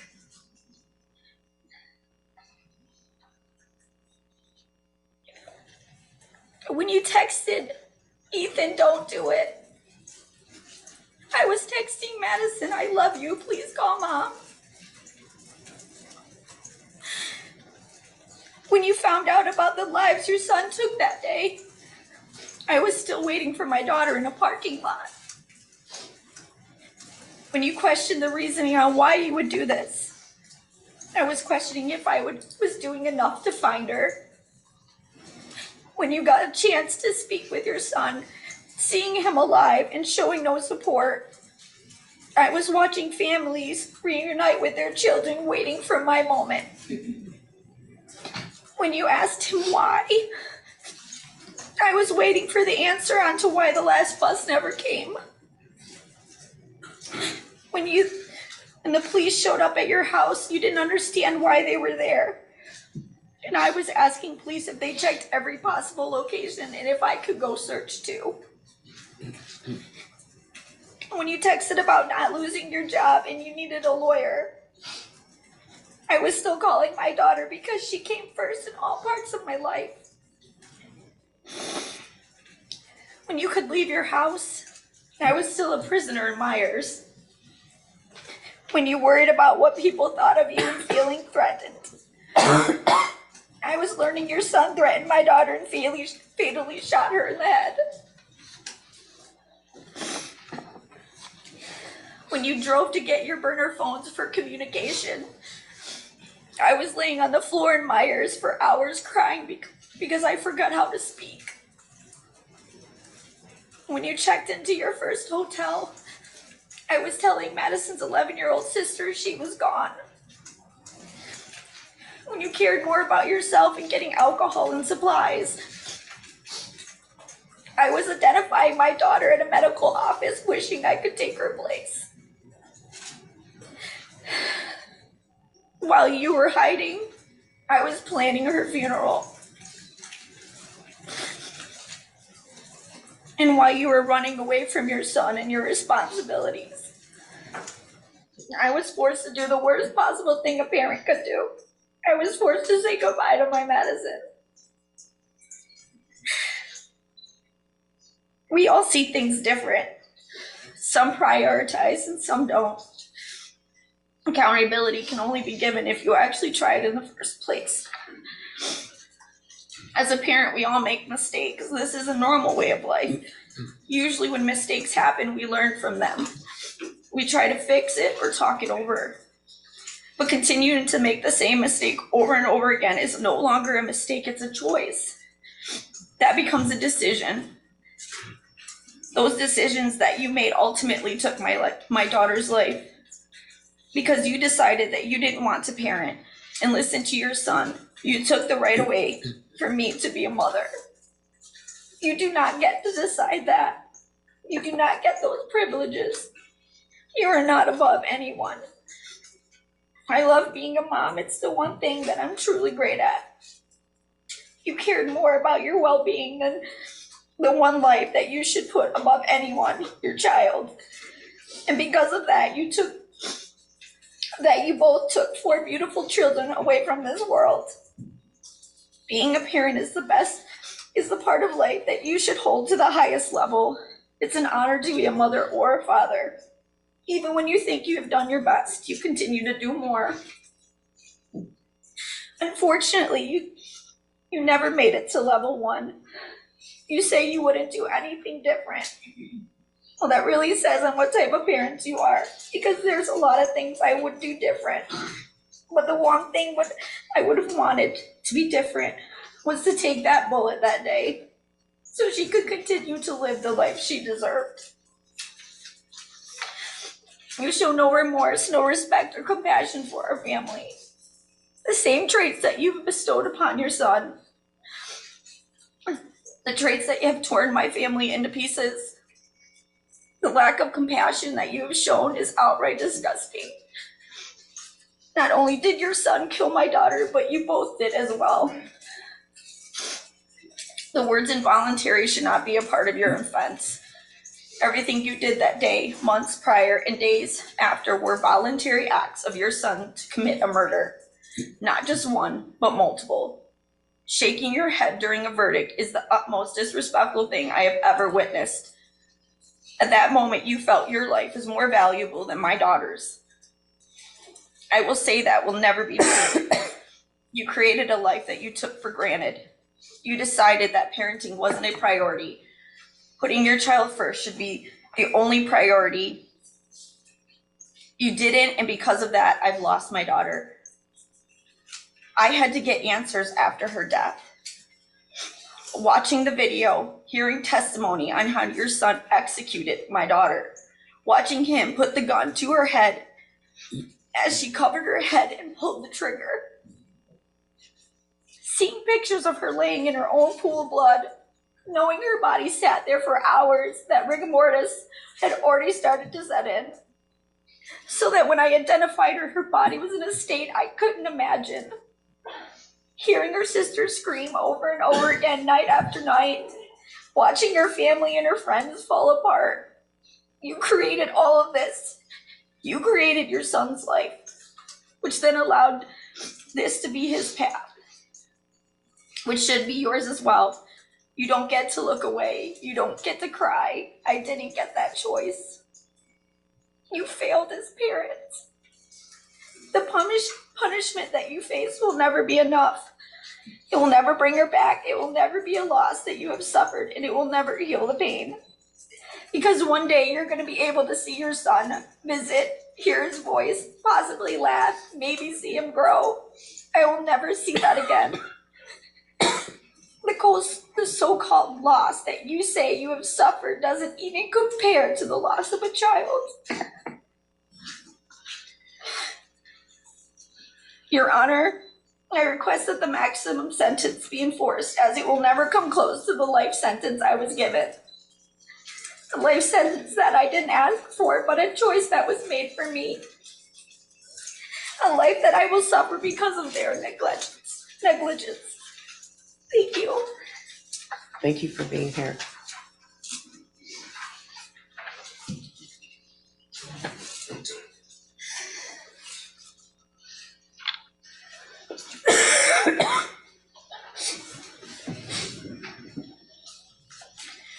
Good morning. Can you tell me your name? Yes, Jill Suave. All right, go ahead. Yes. Thank you, Honorable Judge Cheryl Matthews, for your time on this case. I know it hasn't been easy on both. Thank you also to Karen McDonald and the entire prosecution team. We appreciate your efforts. Your Honor, my trauma and devastation is hard to put to words, but I have done so in my letter to you. I would also like to mention Justin's brothers, Nathan and Clay. They are now forced to live a life without their beloved middle brother, Justin. My son Justin was the least deserving of his fate. He was the best son that any mother could pray for. Justin was brave, spending his final moments protecting a fellow student. He was hardworking, a lettered athlete, a top honor student. He was kind and inclusive to all. He was full of love and joy. His future was so very bright and full of possibilities. His passing has touched so many family members, friends, students, and the community in general. The ripple effects of both James and Jennifer's failures to act have devastated us all. This tragedy was completely preventable. If only they had done something, Your Honor, anything, to shift the course of events on November 30th, then our four angels would be here today, and Justin would be getting ready to celebrate his 20th birthday on the 18th of this month.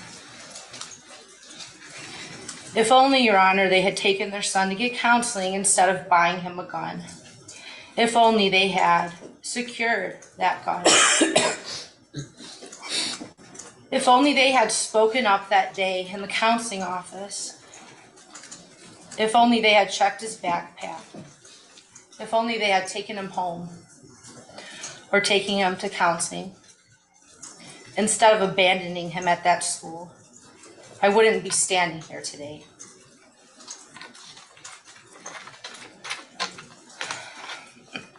Your Honor, I don't know what's in their hearts. I'm not a mind reader, but I only know the facts of this case. And the facts of this case, both cases, have been deeply disturbing. What I would like to share with the shooter's parents is an example of what love looks like between a mother and her son. This is what Justin wrote to me on one of the last birthdays that we celebrated together. Dear Mom, words cannot describe how thankful I am for you. You have been nothing but an amazing mother for as long as I can remember. Thank you for being a role model. Thank you for showing me what it's like to never give up. You inspire me to do better each and every day. I love you so much. Love, Justin. It is devastating and heartbreaking that it doesn't appear that either of you cherished or even wanted your son. But I wholeheartedly wanted and cherished mine. You have failed your son and you have failed us all. This failure had deadly consequences that can never be undone, that can never be made right. I am asking, Your Honor, for for the maximum sentence allowed. Thank you. Thank you for being here. Thank you.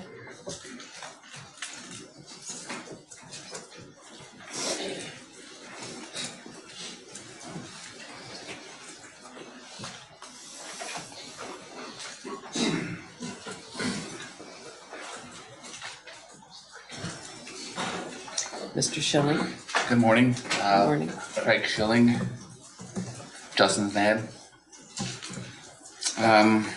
So Honorable Judge Matthews, for the second time in 6 months, I find myself standing in front of a packed courtroom, a victim. This time, I'm here to address a different judge and the parents of the deeply disturbed teenager that murdered my son. This is my opportunity to try to describe just how much the horrific event that took place back on November 30th, 2021 has impacted my life. It's my belief that an impact statement should not just describe how this particular event impacted me. I feel that it should also be impactful towards all who hear it. And in your case, Judge, I hope these words impact you in a way that influence your decisions here today. As I look around at all the lawyers, police officers, media folks, and the other victims, I can't help but ask myself, what could I possibly say that this whole scenario doesn't already say? This is messed up. Most people will never have to make a victim impact statement for the rest of their lives. And the fact that the victims speaking here today are doing so for the second time in 6 months should speak volumes in and of itself. This is not normal. Living a life like this is not normal. So how does it affect a normal guy? To be completely honest with you, it remains a rather difficult and uncomfortable question to answer.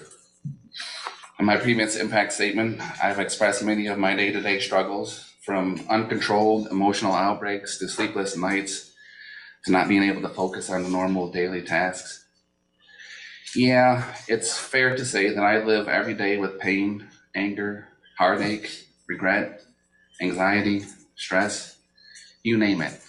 They are all there, wreaking havoc in my once normal life. They say that time heals all wounds.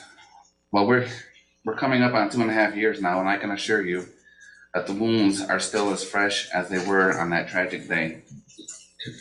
And with this hole that has been left in my life still glaringly obvious, I fight every day to not lose more of myself within that very hole.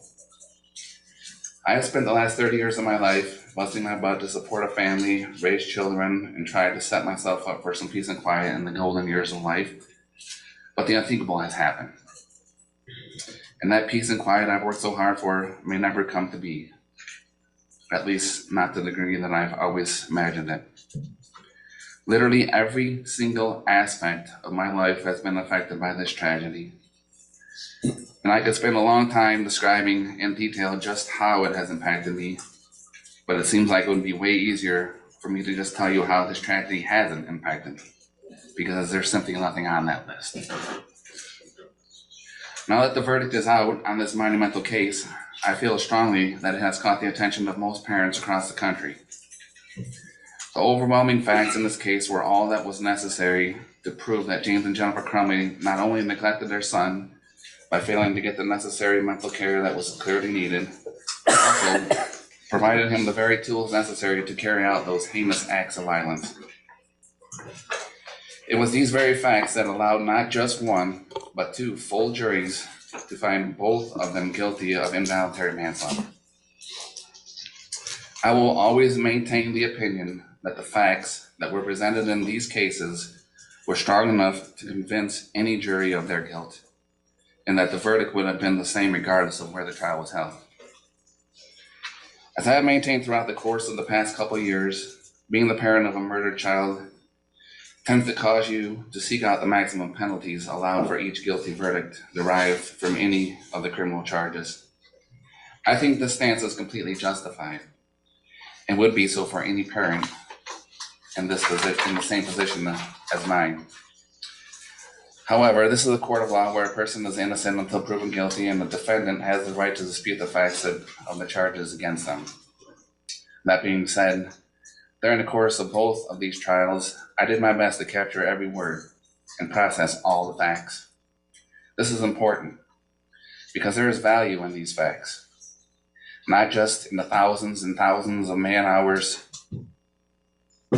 invested in gathering, processing, and organizing the evidence, but also for being able to use that evidence to establish the cold, hard truth of this tragic situation, that James and Jennifer Crumbley failed in their parental responsibilities as they pertain to the shooter, who was their son.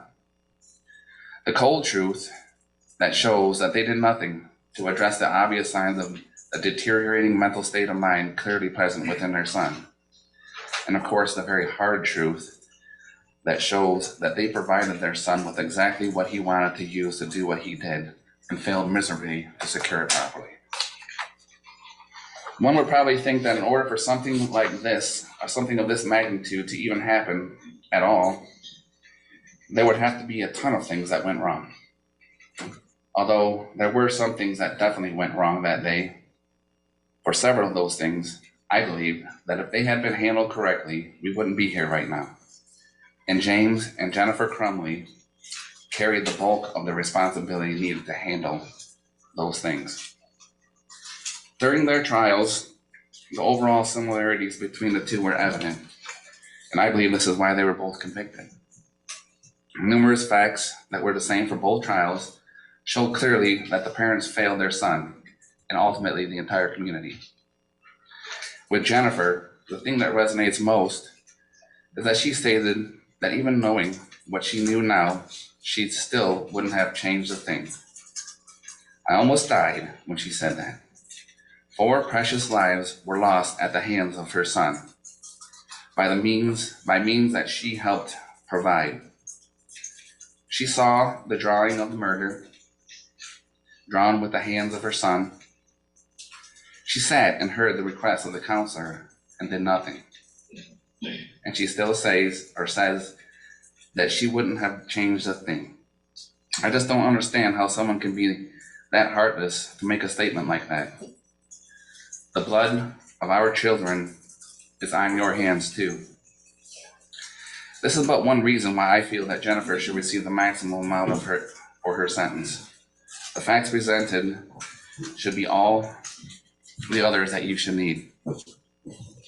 With her distinct lack of remorse and overall unethical understanding of the tragedy, I feel that the maximum amount of time available is needed for her to be able to fully comprehend the gravity of her actions and the lack thereof. With James, there were a couple of things that jumped out at me in particular, but one thing that is the toughest to digest is the fact that when the verdict was being read, he sat there and shook his head in total disagreement, as if to suggest that the jury was wrong and that there were no grounds for a guilty verdict. I was dumbfounded to see him shake his head with such disbelief, an action that only suggests that he truly believes he did nothing wrong. How could you possibly think that? 4 precious lives were lost at the hands of your son by means that he helped provide. He saw the drawing of the murder drawn with the hands of his son. He sat and heard the request of the counselor and did nothing. I just don't understand how someone can so arrogantly dawdle in a pool of self-pity without being able to say one thing to justify themselves.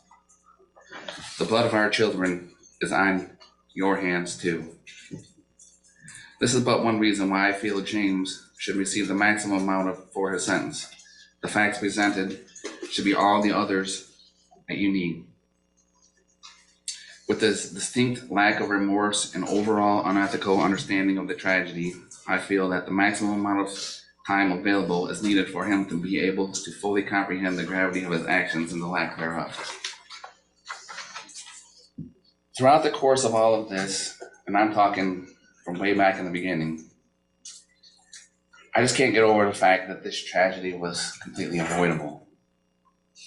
There were some pretty obvious signs that were completely overlooked, and the bulk of the responsibilities to address those signs lied on the parents, and they failed.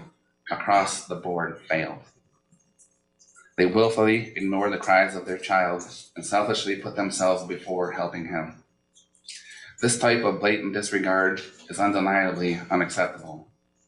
It is a large reason why the events of that day were able or were allowed to happen, and another reason why I feel they both need the maximum amount of time available to be able to fully comprehend the gravity of their actions and the lack thereof. We all know that having children is a big responsibility. Although extremely rewarding, it starts out pretty scary. I mean, let's face it, they don't exactly come with instructions. There's no mute button, and unfortunately, no pause or rewind buttons either. Oh yeah, and there are times in the beginning that they really smell. Yet we still have them. We still want that responsibility, even though it's not very clear what it all entails. But how can we accept that responsibility and not act responsibly towards that child? It doesn't add up. A child, even if he is an oopsie child, deserves the same amount of love, compassion, and care that every other child gets. A child deserves someone who is confident enough to lead by example, because let's face it, it wasn't that child's choice to come into this world. You made them, and it's your responsibility to teach them how to live. It's your responsibility to set a good example. It's plain and simple, just like that, ladies and gentlemen. And the sooner we can figure that out, the better we all will be. Being a parent is hard work, but if it's done correctly, it can be the most rewarding work you ever do. There is no one that could tell you how to do it, because each child is so precious and unique. I mean, there's no other one like them in the entire world, and that says a lot. So cherish your one and onlys, and never give them up. Never give up on them, The results of doing so can be catastrophic and can affect the lives of so many other people. So I ask you all to go home today and hug your kids and make sure they know you are there for them and make sure that they are all right. It's so crucial for the whole of our society. Thank you. Thank you, Mr. Schilling.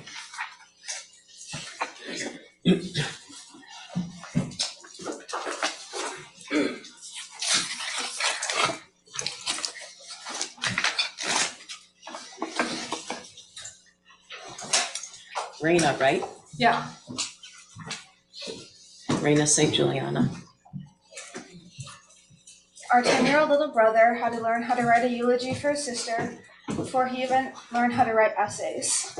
November 30th, 2021, all our parents did was send us off to school. Yet the next time they see Hannah is to recognize her lifeless body in a medical examiner's office. I met up with Hannah and a friend during school that day. When we split ways to go back to class, I just looked back and smiled. I didn't say goodbye. I never got to say goodbye. I never got to remind her that I love her, that she's my everything, the person I want to walk through life with side by side. I thought our future was a given. Of course, she'd play her first high school basketball game that night, get ready for all the other school dances, have her JV and varsity season for all the sports she played, get her driver's license, play her lacrosse season, have her first date, prom, graduation. She never got a chance for any of that. She didn't even get her 15th, 16th, 17th, or 18th birthday. These are only some of the high school experiences she never got to have, but it is absolutely nothing compared to the rest of everything she had going for her future. That list is eternal. Hannah's life had only started to begin. 12:51 p.m., November 30th, 2021, that was the moment I became aware of the fragility of our mortality. Hannah, who was healthy, Hannah, who was only 14, shot 4 times. 12.5% of the bullets shot that day were at her. She took her last breath in her own pool of blood in a school she hadn't even been in for 3 months. Alone for 7 minutes while police passed by her, bleeding out as a security guard failed to put a tourniquet on her, dying as EMS took more than 10 minutes after the shooter had been detained to even give aid to her. Our Japanese grandma would often worry about anything bad happening to us because she knew how dangerous it is here compared to Japan. She told me on FaceTime that Hannah would respond with a laugh, saying, "Don't worry, I'm a fast runner. I'll outrun them." It wasn't possible for Hannah to outrun the bullets fought by you, Jennifer Crumley, which were fired by the 9mm Sig Sauer that you, James, gifted to your son. Both used to murder Hannah, Justin, Tate, and Madison.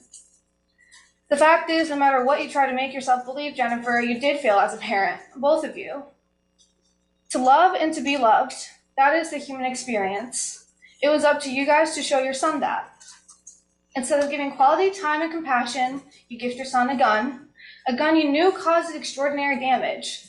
There's a reason your kid didn't use the other 2 firearms or the .22 ammunition you own. I believe your actions cannot even be confined into the word failure. Your mistakes created our everlasting nightmare. So yes, you are still a danger to society, because even after serving 2 years, you have yet to admit to your wrongdoings. And we know that when we do not learn from our mistakes, we repeat history. You call yourself a victim. The difference between you and Hannah, Justin, Tate, and Madison, you and my family, you and all the students there that day, is that we didn't have a hand in causing this. You caused the most cruel thing I could ever imagine. You guys made loving Hannah so painful. That is not a narrative, that is reality. For that, unless you have a time machine or the ability to stop time, there is no existing punishment or rehabilitation that will ever be enough.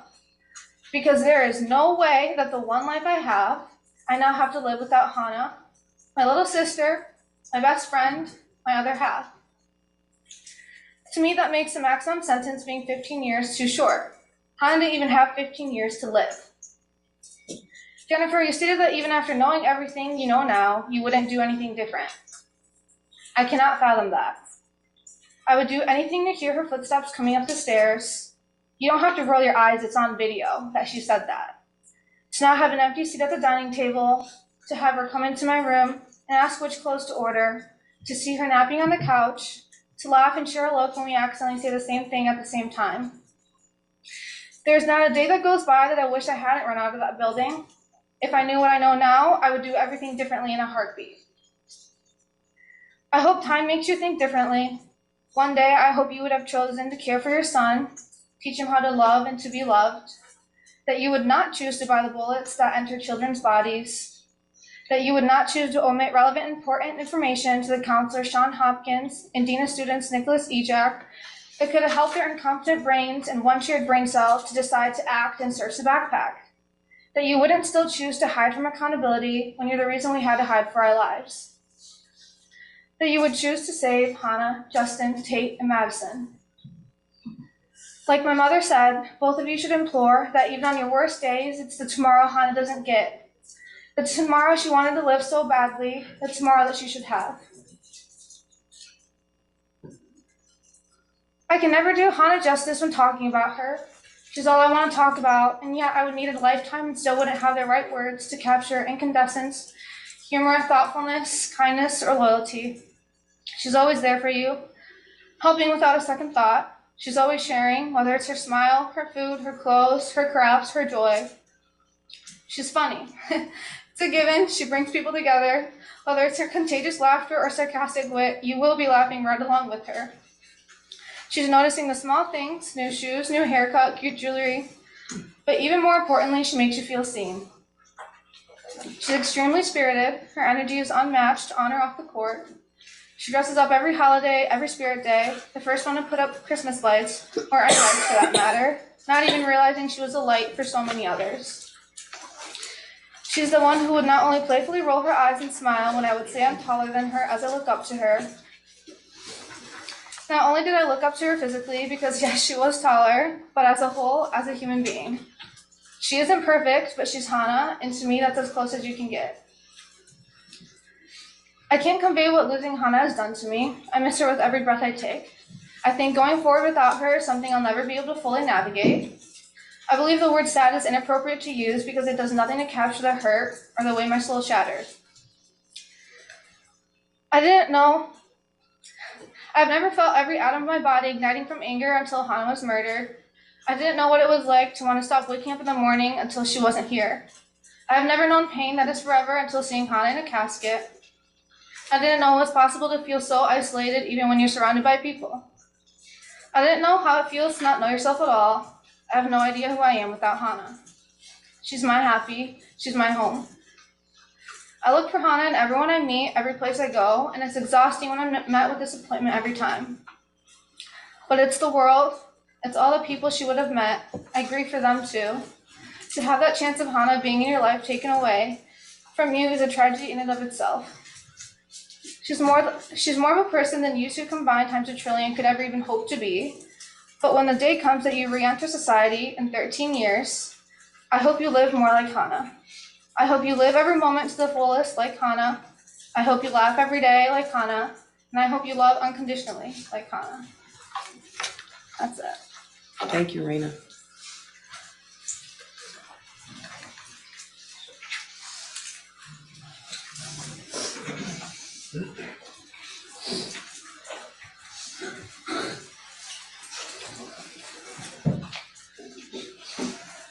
Mr. St. Juliano? Thank you. I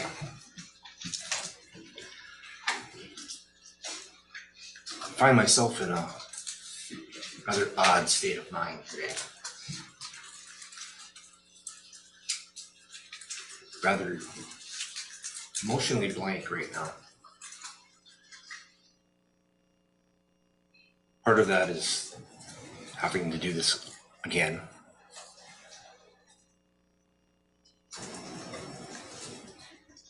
Part of that is I'm mostly a private person,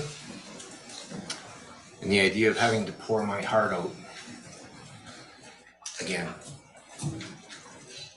is irritating. And I can't match the eloquent words that have come before me from the previous impact statements. So I'll limit my words today. The defendants, through their choices, through their indifference and gross negligence, enabled their son to murder my daughter, Hannah, and 3 other children. They chose to stay quiet. They chose to ignore the warning signs. And now, as we've heard through all of the objections, they continue to choose to blame everyone but themselves. Every single objection, I think that the council said this morning, put the blame somewhere else, their son, not them.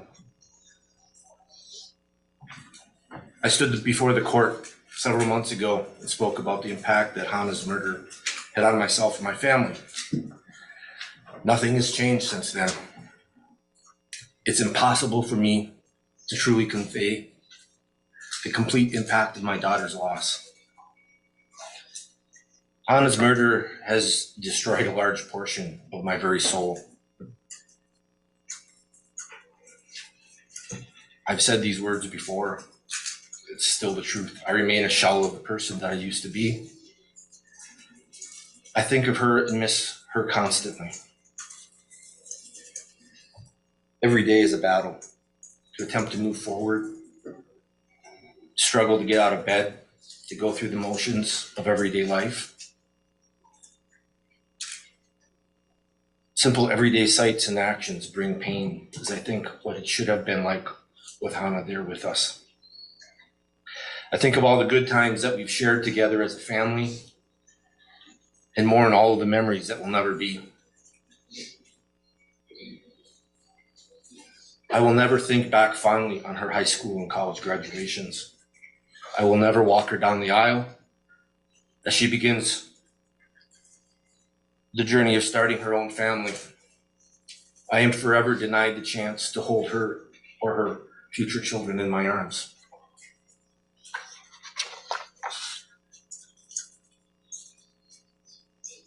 Few words describing Hannah can in no way fully capture her truly beautiful, caring soul or impart her unlimited potential. Hannah was absolutely beautiful and thoughtful person. She was always the first person to notice when someone had a problem and the first to go out of her way to offer help.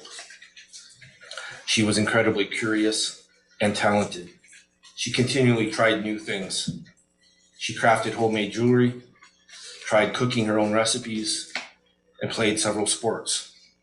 She was a record holder in track and a leader of her school volleyball and basketball teams. She also hoped to join her older sister on the lacrosse team in the spring.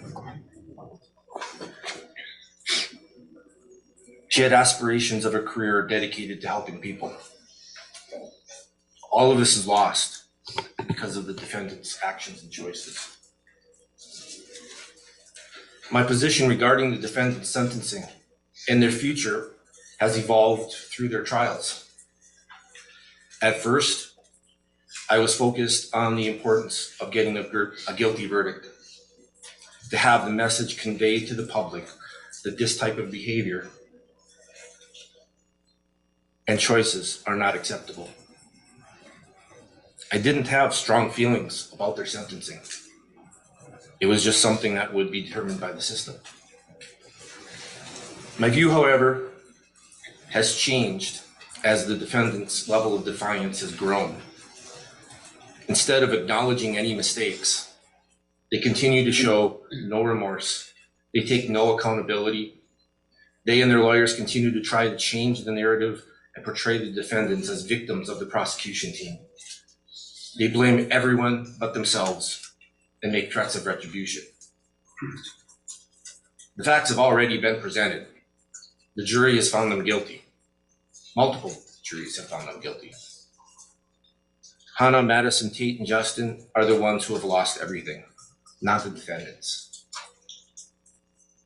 As such, I ask this court to sentence the defendants to the maximum allowable penalty of 10 to 15 years in prison. Thank you. Thank you, Mr. St. Juliana. Thank you for being here.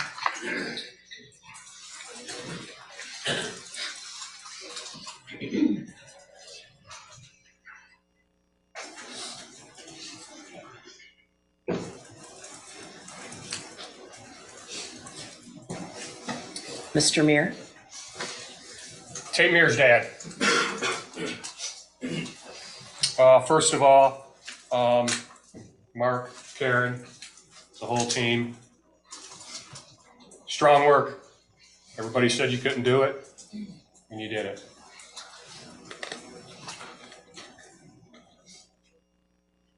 For our family, it's not time to celebrate.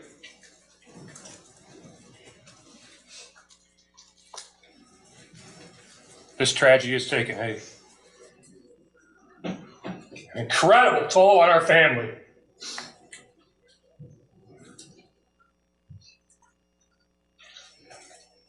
So our family's not going to give the Crumbley family a second of our time up here.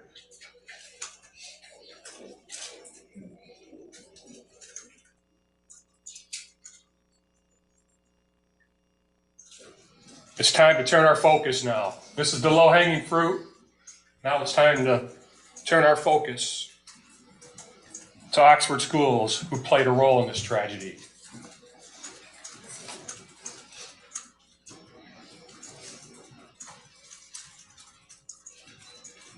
You know, I hear this morning when we're listening to all the objections and hear Sharon talking about protecting the criminals, civil rights, constitutional rights.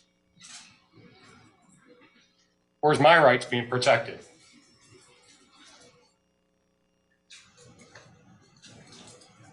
I fight for everybody in this room. My rights aren't being protected.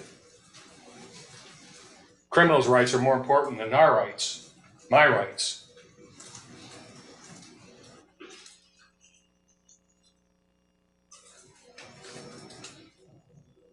We are ready for our government to perform an investigation on this tragedy. Many don't know that our government has not investigated this murder. A pre-shooting investigation, a day of the shooting investigation, and a deep dive investigation into the horrible response to this tragedy, the disrespect shown to us families. The simple things, like trauma training for somebody like a Sheriff Bouchard, who we got to talk to on the day that we got to go identify Tate. and he referred to Tate as a girl because he was too busy that night working to cover it up, instead of learning about every kid, Tate, Hannah, Justin, and Madison.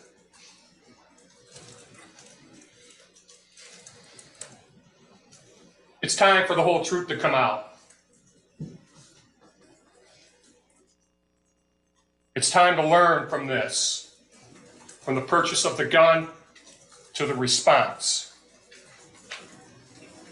That's when real change happens, is when we can look at something and we can evaluate it, apply lessons learned. That's when real change happens. So Hannah, St. Juliana's family ready for the truth? Justin Schilling's family ready to hear the truth? Nicole Baldwin's family ready to hear the truth? Tate Mears' family's ready to hear the truth.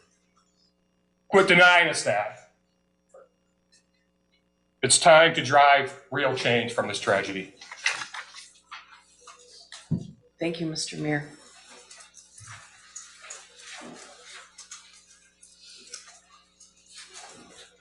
That concludes the victim impact statements. There's no one else you're not presenting anybody else? Correct. Okay, all right.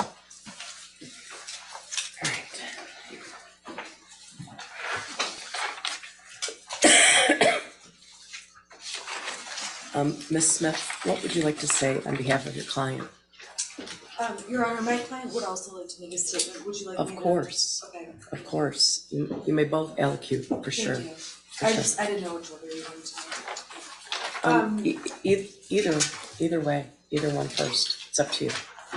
You or your client. Would you like to go first, or would you like me to go first? I can go first. Okay. Do I stay here? You can stay there, yeah.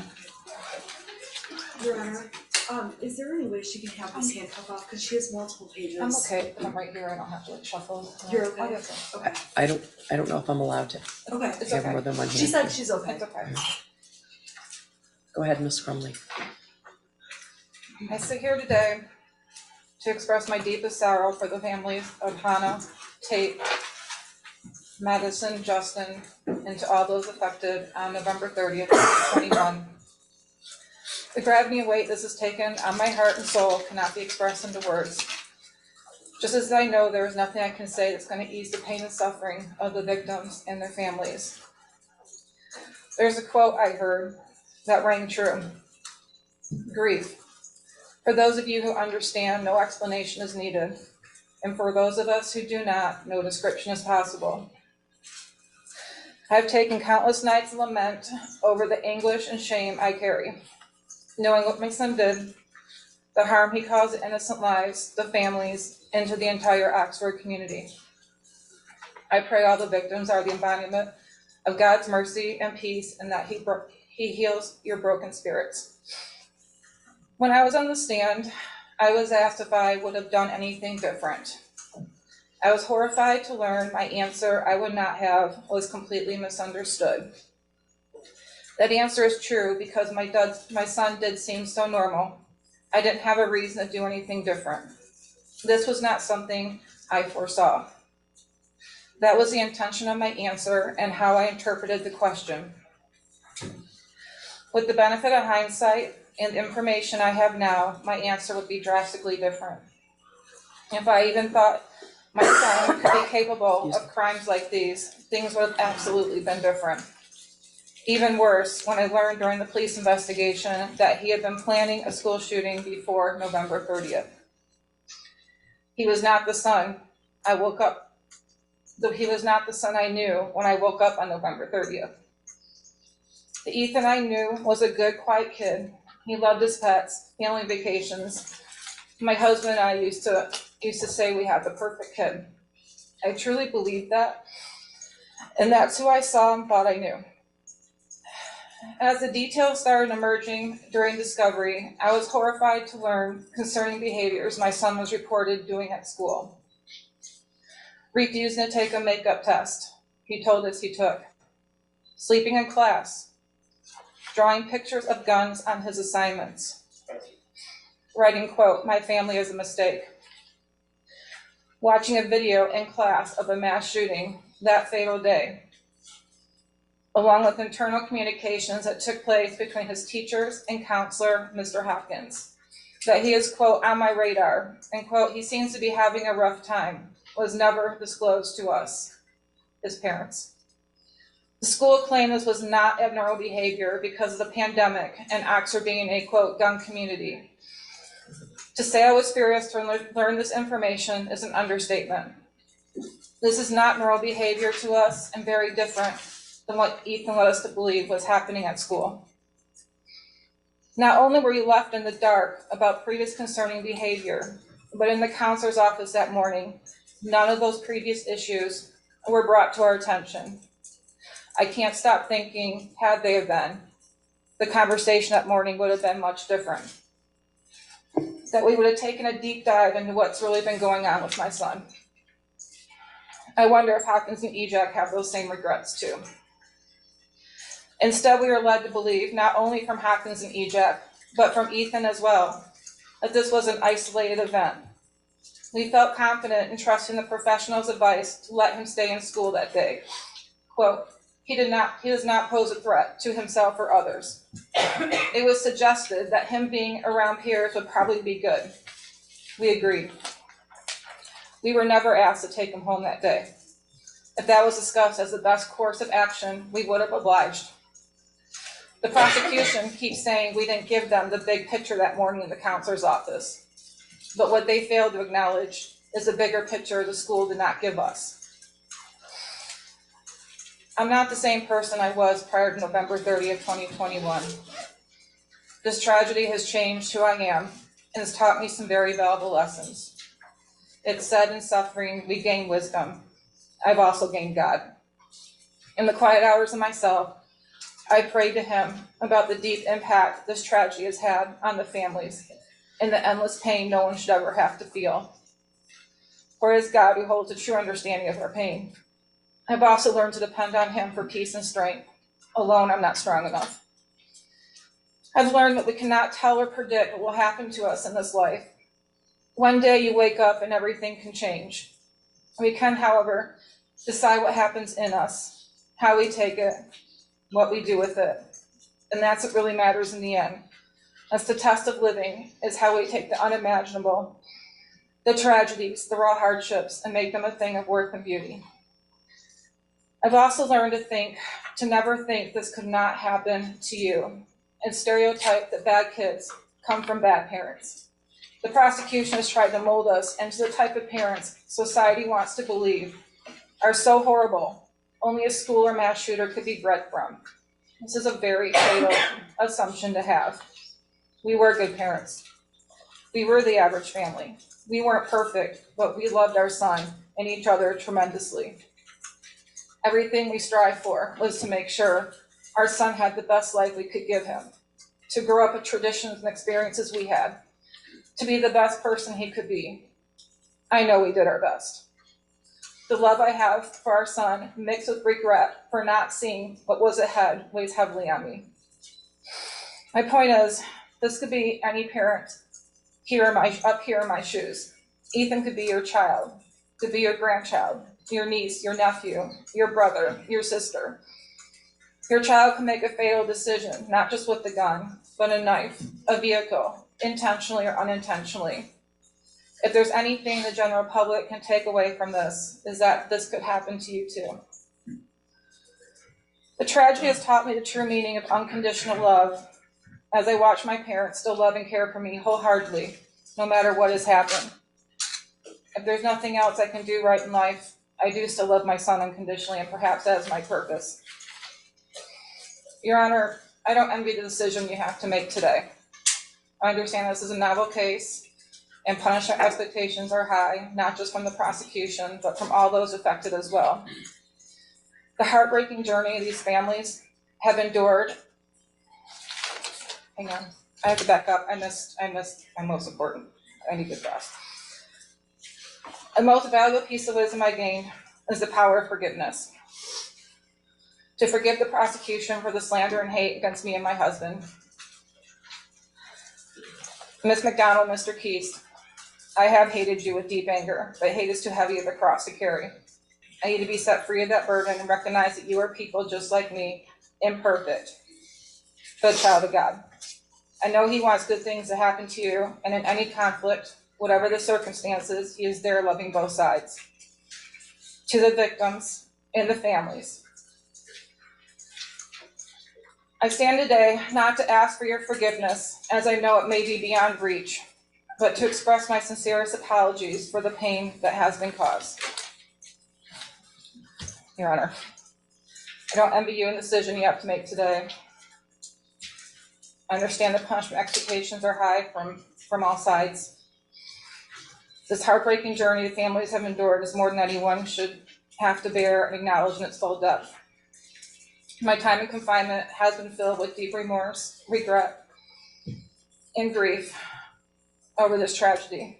I have taken this one day at a time, trying to survive, navigate, and cope with the endless heartache, pain, and grief I feel for the families of Hannah, Justin, Madison, and Tate. I have also lost myself over my son's wrongdoing. I've been shredded by the public opinion of me, shamed as a horrible parent, pained to be a terrible person. With the worst hell I carry is my own self-judgment, remorse, and deep regret. I've been criticized I don't show emotion, I'm unsympathetic, I don't cry enough, but alone I grieve. And if you were to look into me internally, you'd find I've died on the inside. I will be in my own internal prison for the rest of my life. Your Honor, I ask that you take consideration that I have been locked in a cell 23 hours a day, essentially in solitary confinement for over 28 months, and that the court finds a fair and just sentence for me. Thank you. Would you like to address the court? Yes, Your Honor, thank you. Your Honor, as I pointed out in my sentencing memo, this was a no-win case. When we walked in the door, there are no winners here. Every single person was home loser. Agreed. And there's also no limit on the amount of sadness, grief, and horrific emotions that are felt across the board in this case. And when Mrs. Crumbly does express remorse, when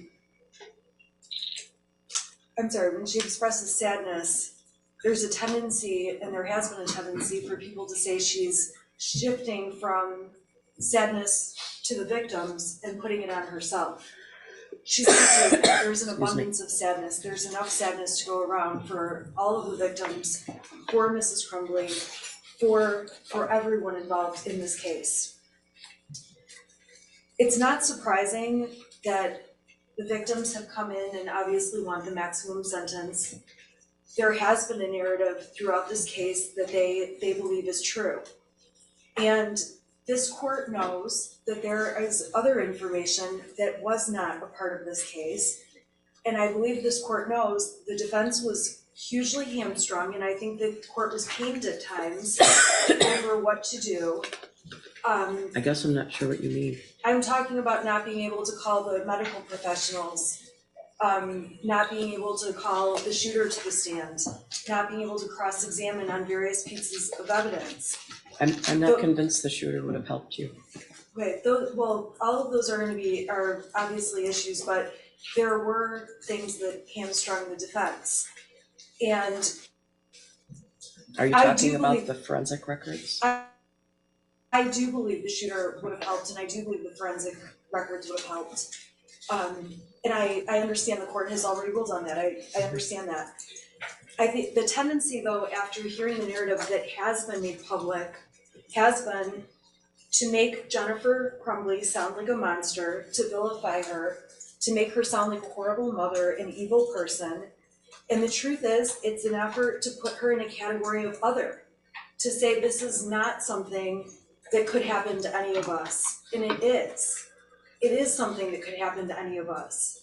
And people fail to realize what the sentencing memo shows the court through numerous letters of support, that Mrs. Crumbly does have a kind heart. She does have compassion. She has spent night after night crying, not for only herself and her son, but also for the victims and for what her son did and what she will live with, knowing he did, and what she missed all the years forward.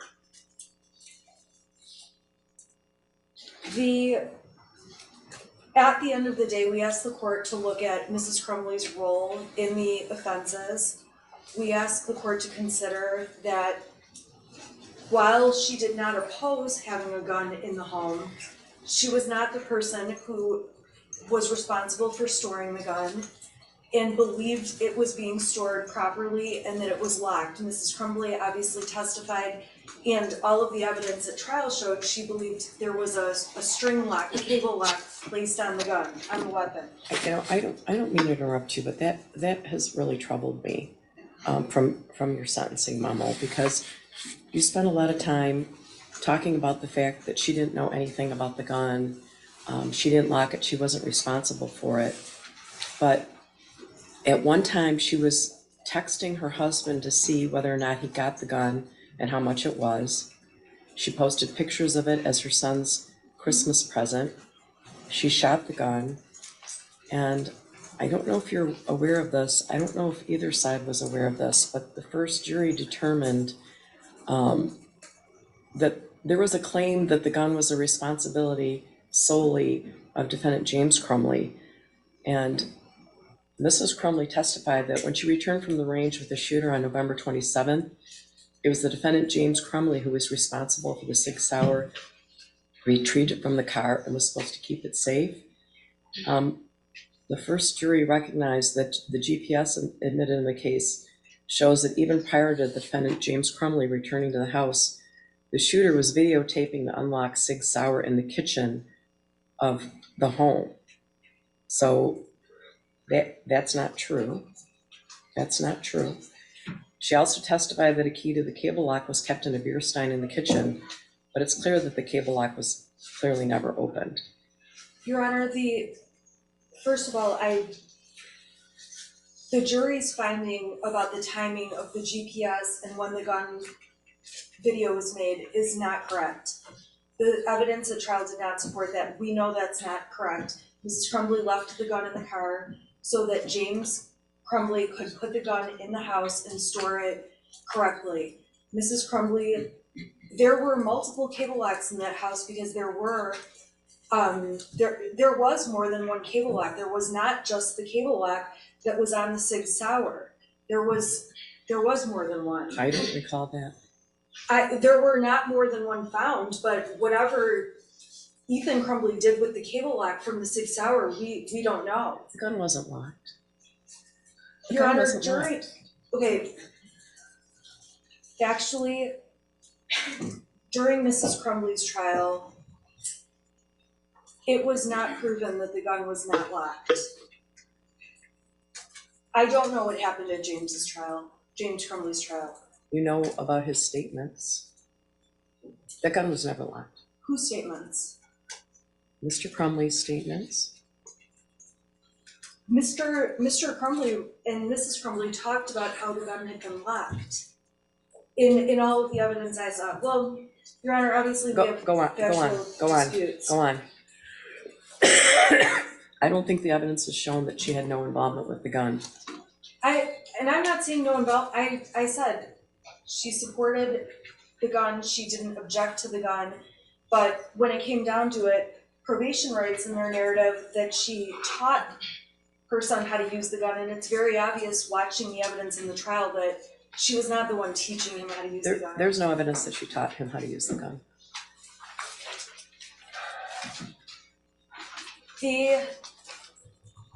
When Mrs. Crumbley spoke, she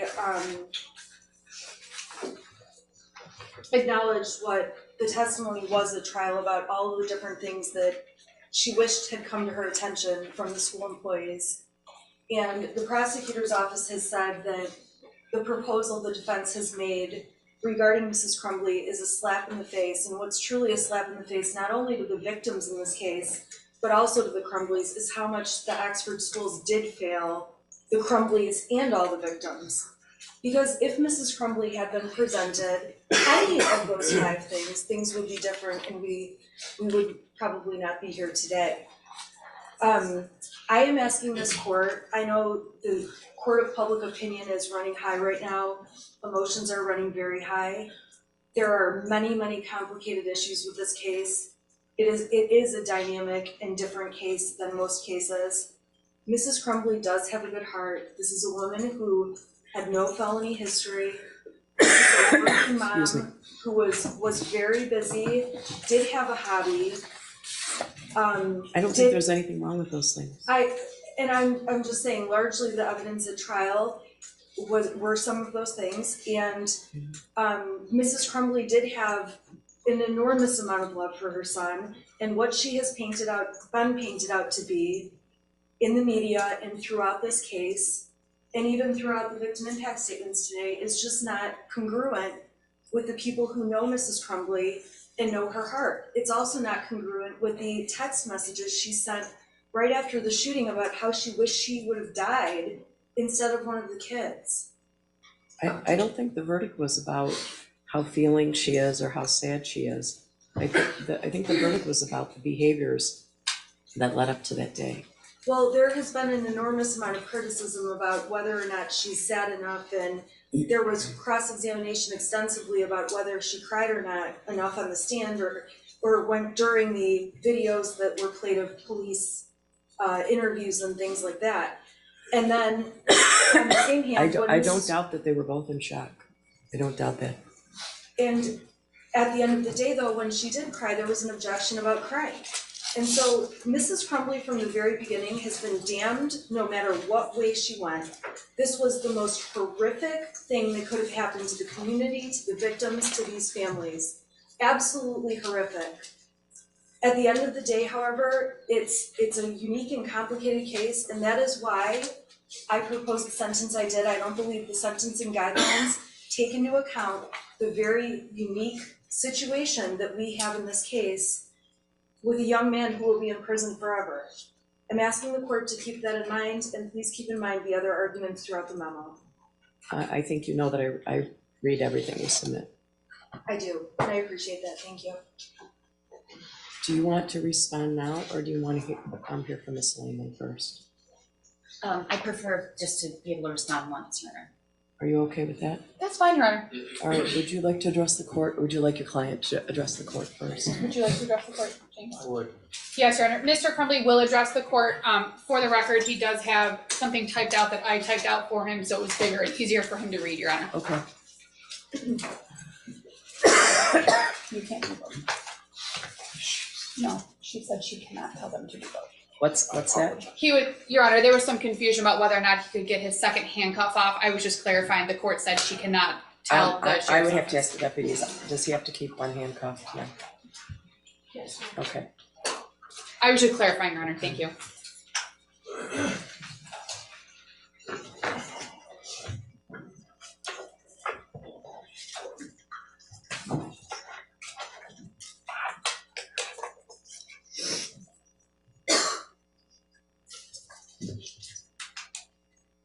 Before I address this court directly, I want to do something that I have never been able to do throughout this time, until now.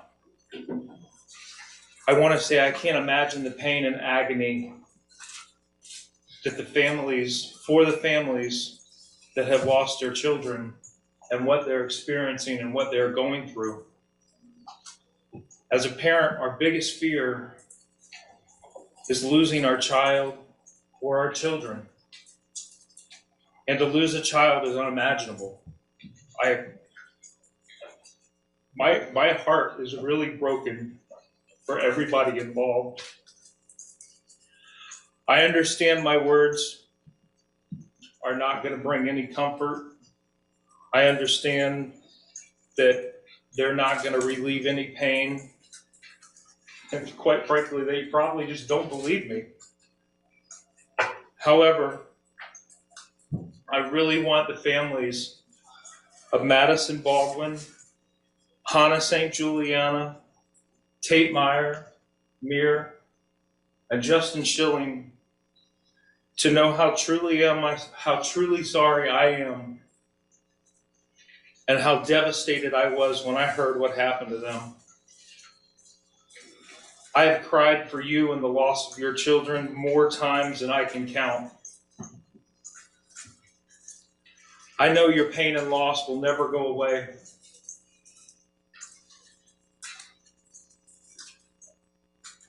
Part of you will be missing forever. But please know that I am truly very sorry. I am sorry for your loss as a result of what my son did. I cannot express how much I wish that I had known what was going on with him or what was going to happen. Because I absolutely would have done a lot of things differently.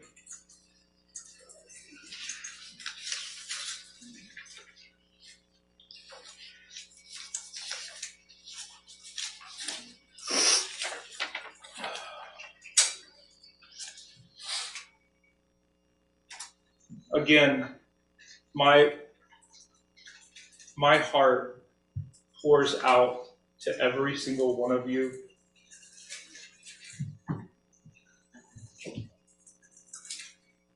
It really does. Judge Matthews, I'm not gonna overdo a lot of things that were already said. But I know the full amount of pressure that you have on you and the responsibility that has been placed on you throughout this case. I have the utmost respect for you, and I'm simply going to ask that you sentence me in a fair and just way. You presided over my trial and heard the evidence that was presented against me. You know that what my son did, I was not aware of, or that he was planning it, or that he obtained access to the firearms in my house. There was absolutely no evidence that suggested that. As my attorney has told you, I've been on lockdown for 23 hours a day. I've not been able to speak to my son since November 30th, and I have not been able to speak with my wife since December 3rd.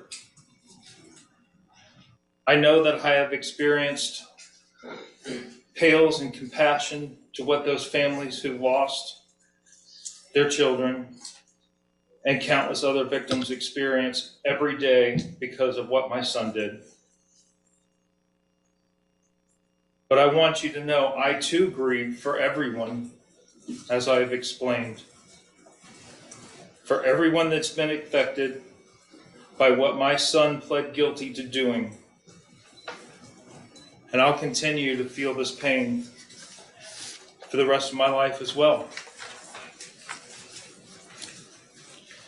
If I could go back and change things, if I could go back and do things differently, and maybe none of us would be here today. So again, I ask Your Honor to impose a just and fair sentence based on the truth about what you heard during my trial. I'm asking the court to sentence me to time served and place me on probation for the maximum time allowed with the GPS tether for as long as the court deems necessary. I also want to address one last thing.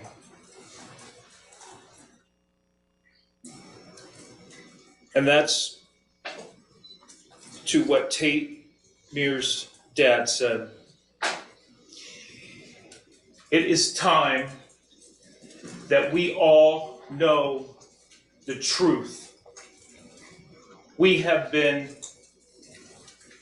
prohibited from telling the whole truth. The whole truth has not been told. And I'm with you, Mr. Meir. I too want the truth. Because you have not had it. You have not had the truth at all. The truth has not been presented to you. Thank you. Thank you, Mr. Crumley.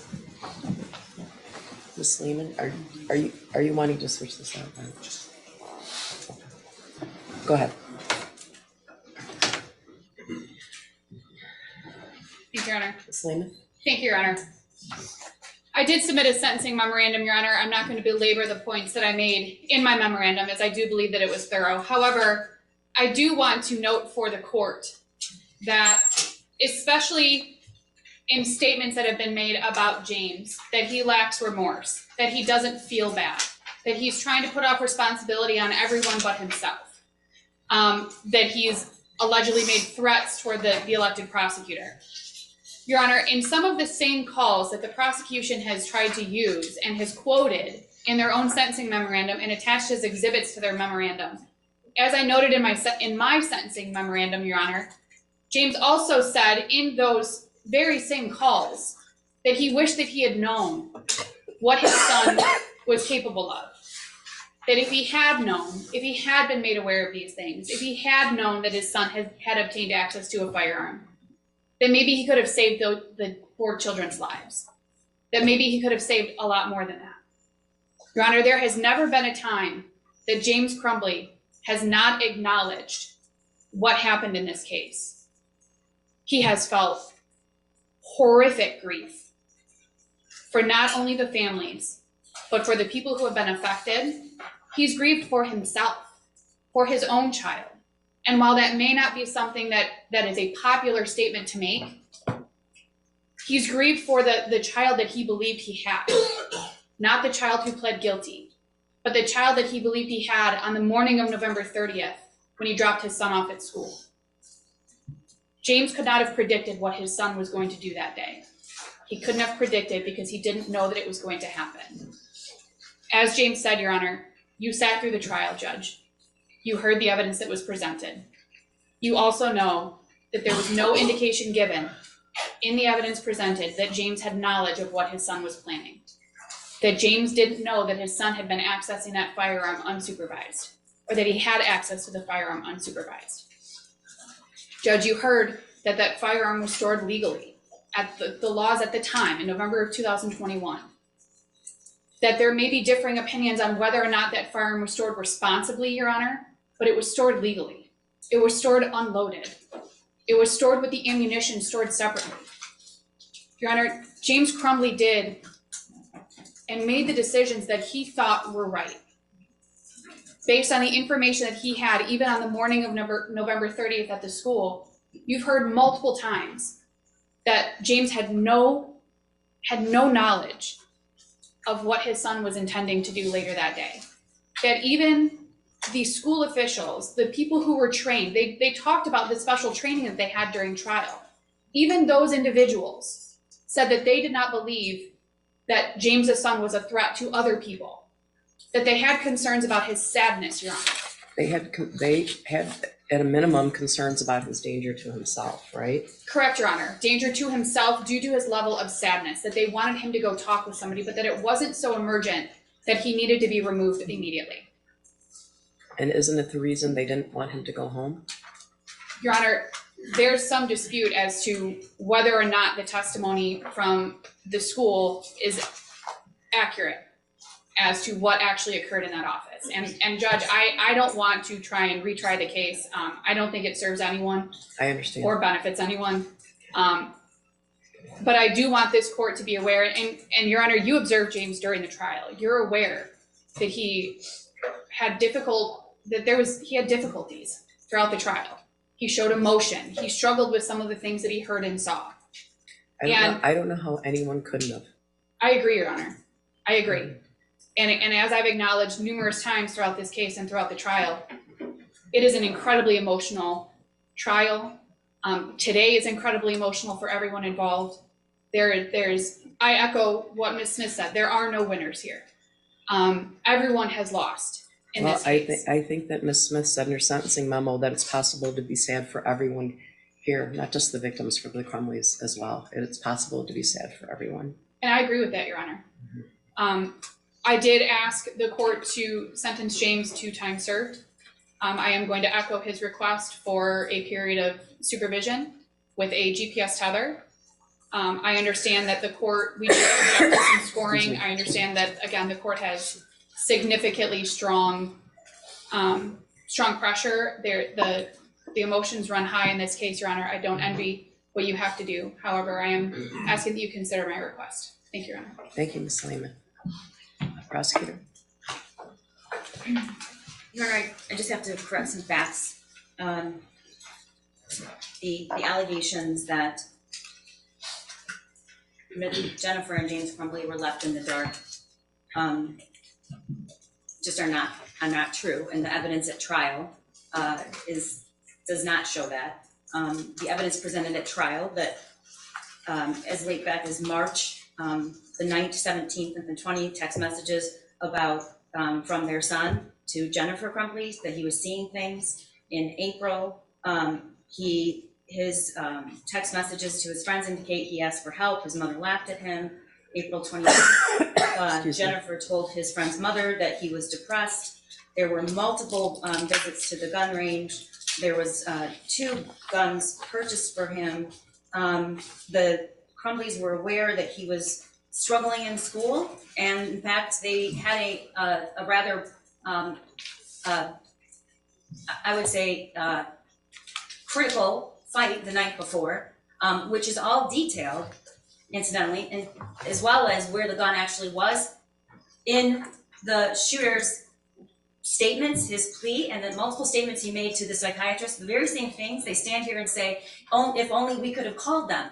Well, calling those individuals would have resulted in all of the claims that's inconsistent with what he said, and it's inconsistent with what the psychiatrist testified to in the Miller hearing. So I had no intention of addressing this, but it was brought up, so I feel as if I have to, and I have a duty to do so.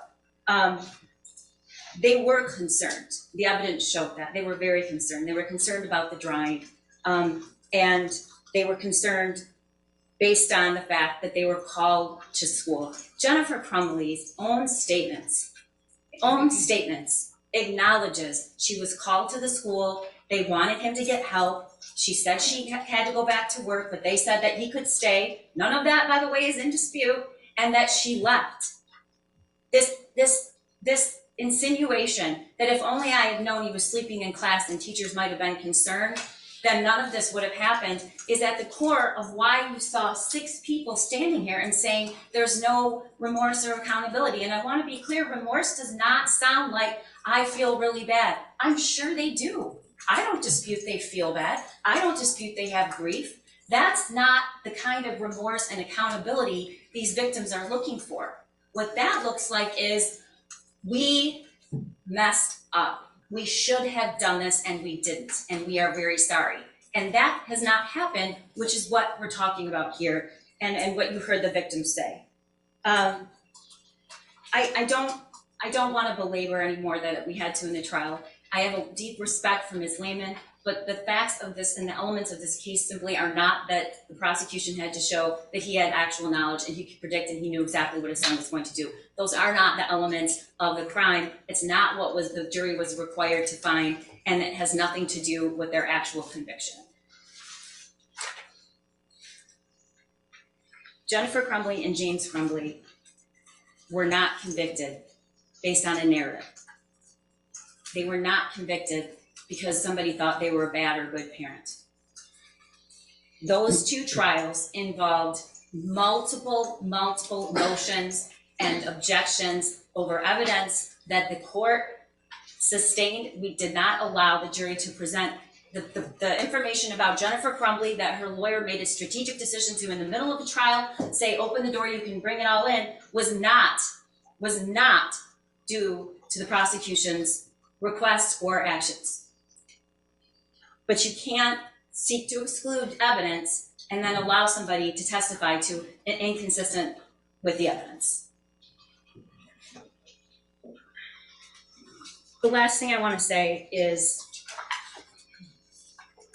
there is case law that the court's aware of about what the court can consider in fashioning a proportional sentence. And we don't give power or authority to victims to decide or render verdicts. with good reason.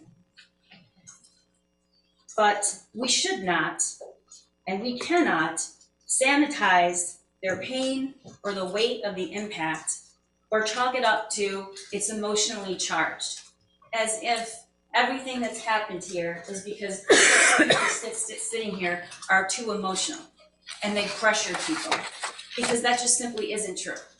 And not only should you consider the weight and the impact of the defendant's actions and inactions, you are required to, pursuant to the case law. It is one of the factors to consider, the severity and the impact of the crime. We've heard a lot about it's not what happened in the school. And while I understand that the negligence, the gross negligence that occurred happened before what happened in that day when he left that bathroom and started firing the 9mm and killing 4 kids. I understand that, but it is absolutely about what James and Jennifer did and what they didn't do, and the gross negligence that caused those acts. This is what it looks like. This is what it looks like.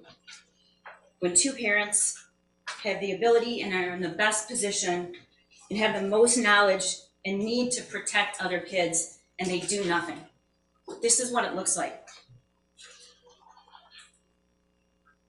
They do nothing, and then they come here today and they claim they're victims of the school, of the prosecution, of the emotional tensions of public opinion. But there were 2 long and rigorous and detailed trials that included multiple victims and witnesses who testified under oath, with hundreds of exhibits presented to the juries, with the safeguard of this court allowing what they could see and what they couldn't see, and they were defended by 2 attorneys aptly and vigorously. That is what this conviction is about. And when fashioning a sentence, it is absolutely critical that you listen and consider the impact of what that gross negligence caused. So we're asking you to exceed the guidelines, because I believe all of the factors pursuant to the case law, with the necessary consideration of the impact of these crimes, justifies you to do. We're asking you, the people are asking you, Your Honor, to consider the devastating impact of their gross negligence that was foreseeable. Help me. Blood everywhere. The world is dead. All the while, a 9mm had just been purchased for him, and 50 rounds of ammunition. Both things can be true, Your Honor. You can fashion proportionate sentence, but not ignore the unimaginable loss and the grief that these parents are enduring. Because they will never get back another moment with Tate, or Hannah, or Justin, or Madison. And this is what it looks like. Thank you. Thank you. I guess I would like to say briefly to the families, considering your immeasurable grief, it's completely understandable to hate everything associated with these proceedings. I spent both trials looking out at all the family members, and I wondered to myself, I was looking straight on at Mr. St. Juliana, whether or not he'll ever smile again. And that's very difficult. I'm very aware of my job in this situation, very aware of my job, to not be swayed by public opinion, by media, by any of those different things. I can't and will not pretend to understand the pain the families are experiencing, but I did sit through these trials with you. I saw what you saw, I heard what you heard, so I can and will offer my deepest and most sincere condolences for your unfathomable losses. It's as I just said, it's not my rule. It's not the rule of the court system to make an example of the defendants. However, it is a goal of sentencing to act as a deterrent. These charges are not jury edicts about gun ownership or keeping a gun in a private home. All of the jurors in both trials agreed that they understood that. Parenting is a complex job. Parenting practices around the world share the goals of ensuring health and safety, preparation for life as a productive adult, and transmission of cultural values. Parents are not expected to be psychic. But these convictions are not about poor parenting. These convictions confirm repeated acts or lack of acts that could have halted an oncoming runaway train, about repeatedly ignoring things that would make a reasonable person feel the hair on the back of their neck stand up. Opportunity knocked over and over again, louder and louder, and was ignored. No one answered, and these two people should have and sure didn't. Mr. Crumley, it's clear to this court that because of you, there was unfettered access to a gun or guns, as well as ammunition in your home. You've characterized yourself as a martyr and threatened the well-being of the prosecutor. Mrs. Crumley, you glorified the use and possession of these weapons. Your attitude toward your son and his behaviors was dispassionate and apathetic.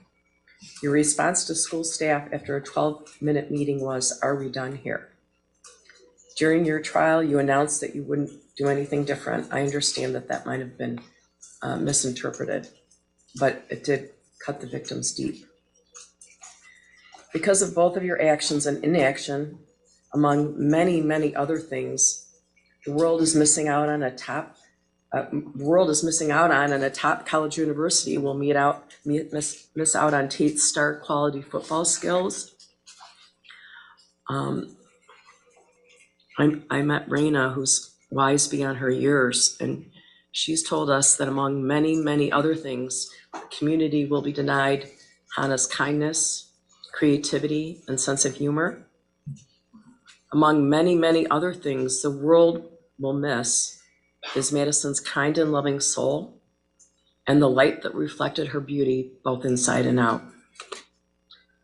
Although a hero in death because of his organ donations that helped so many, we will never know where Justin, an excellent student with vast skills and interests, described as a mentor and a leader, would have left his giant imprint. The impact statements given here and the written statements provided to the court describe the cataclysmic impact the deaths of these children have had on their children. With regard to each defendant, this court has spent night and day thinking about this case, as you can imagine. I've prayed about this case, I've thought about this case, and I've considered the possibility for rehabilitation, the need to protect society, the penalty appropriate to the conduct and goal of deterring others from similar conduct. I have reviewed the pre-sentence investigation reports. I am, of course, sadly familiar with the facts and circumstances of these cases, as well as those surrounding each defendant. The advisory sentencing guidelines in this matter do not capture the catastrophic impact of the acts or inaction in these matters. The guidelines do not take into account the complete lack of insight both defendants have for their behavior to this very day. The guidelines do not account for the severity of the circumstances in this matter. The guidelines ignore the survivors, including shooting victims Phoebe Arthur, Elijah Mueller, Riley Franz, Kylie Osage, John Asciutto, Molly Darnell, and Aiden Watson. They were deeply wounded, both physically and emotionally. In addition to the 7 wounded, each of the defendants' gross negligence has caused unimaginable suffering to hundreds of others as a result of what happened that day. Each act or inaction created a ripple effect. Therefore, an out-of-guidelines sentence is appropriate and proportional. The court uses the useful tool of the legislative guidelines, which embody the principles of proportionality, while also taking into account the nature of the offense and the background of each defendant. I believe that the following sentences would be in the best interest of justice and are reasonable and proportionate to the seriousness of the matter and the circumstances surrounding each defendant. With regard to Jennifer Crumley, it is the sentence of this court, Ms. Crumley, that you serve 10 to 15 years with the Michigan Department of Corrections. You will have credit for 858 days. State costs are $272. There's a crime victims' rights fee of $130. You and your agents may not have any contact with the families of Madison Baldwin, Tate Meir, Hannah St. Juliana, and Justin Schilling. I will issue another ruling with regard to contact with your son, the shooter. Excuse me. As to defendant James Crumley, it is the sentence of this court that you serve 10 to 15 years with the Michigan Department of Corrections, that you receive credit for 858 days, that you pay state costs in the matter of $272, that there is a crime victims' rights fee of $130, that you or your agents have no contact with the families of Madison Baldwin, Tate Meir, Hannah St. Juliana, and Justin Schilling. Ms. Wheeler, have I left anything out with regard to sentencing? No restitution has been requested by any of the families at this time, correct? That's correct. Thank you. I would like to advise both defendants that you are entitled to appellate review of your conviction and sentence, including that the sentence exceeds the guideline range. This is done by filing a claim of appeal by right, and when you are not entitled to file a claim of appeal by right, an application for leave to appeal. If you cannot afford to hire an attorney to represent you on appeal, and you request an attorney may be appointed for you. You may request an attorney by completing the request for appointment of attorney section of the form that will be provided for you, and by returning the form to this court or to the Michigan Assigned Counsel System at the address on the form. If you wish to preserve your automatic right to appeal, the form must be received within 42 days after sentencing. If you do not submit the form within 42 days from today, you may still file an application for leave to appeal if the form is received within 6 months after sentencing. Do each of the defendants acknowledge receipt of their appellate rights? James acknowledges receipt, Your Honor. He's completing the form as we speak. Your Honor, my plan is as well. Would the court like the forms here, or would you prefer us to? It doesn't matter either way. Either way. Thank you. Thank you. I'm going to ask that everyone remain seated while the defendants are taken out of the courtroom. I think we're going to finish their appellate rights. They are going to, Mr. Crumbley is going to finish his form, All Your right, Honor. we'll wait for that. Thank you, Your Honor. I would just ask that no one stand up. It makes the deputies nervous.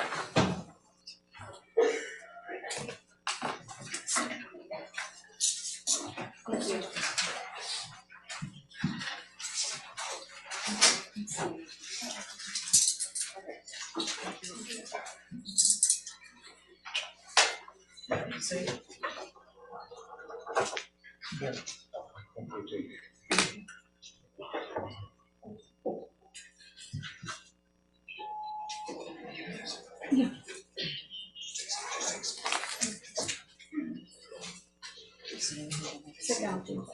Sit down. Sit down for a second.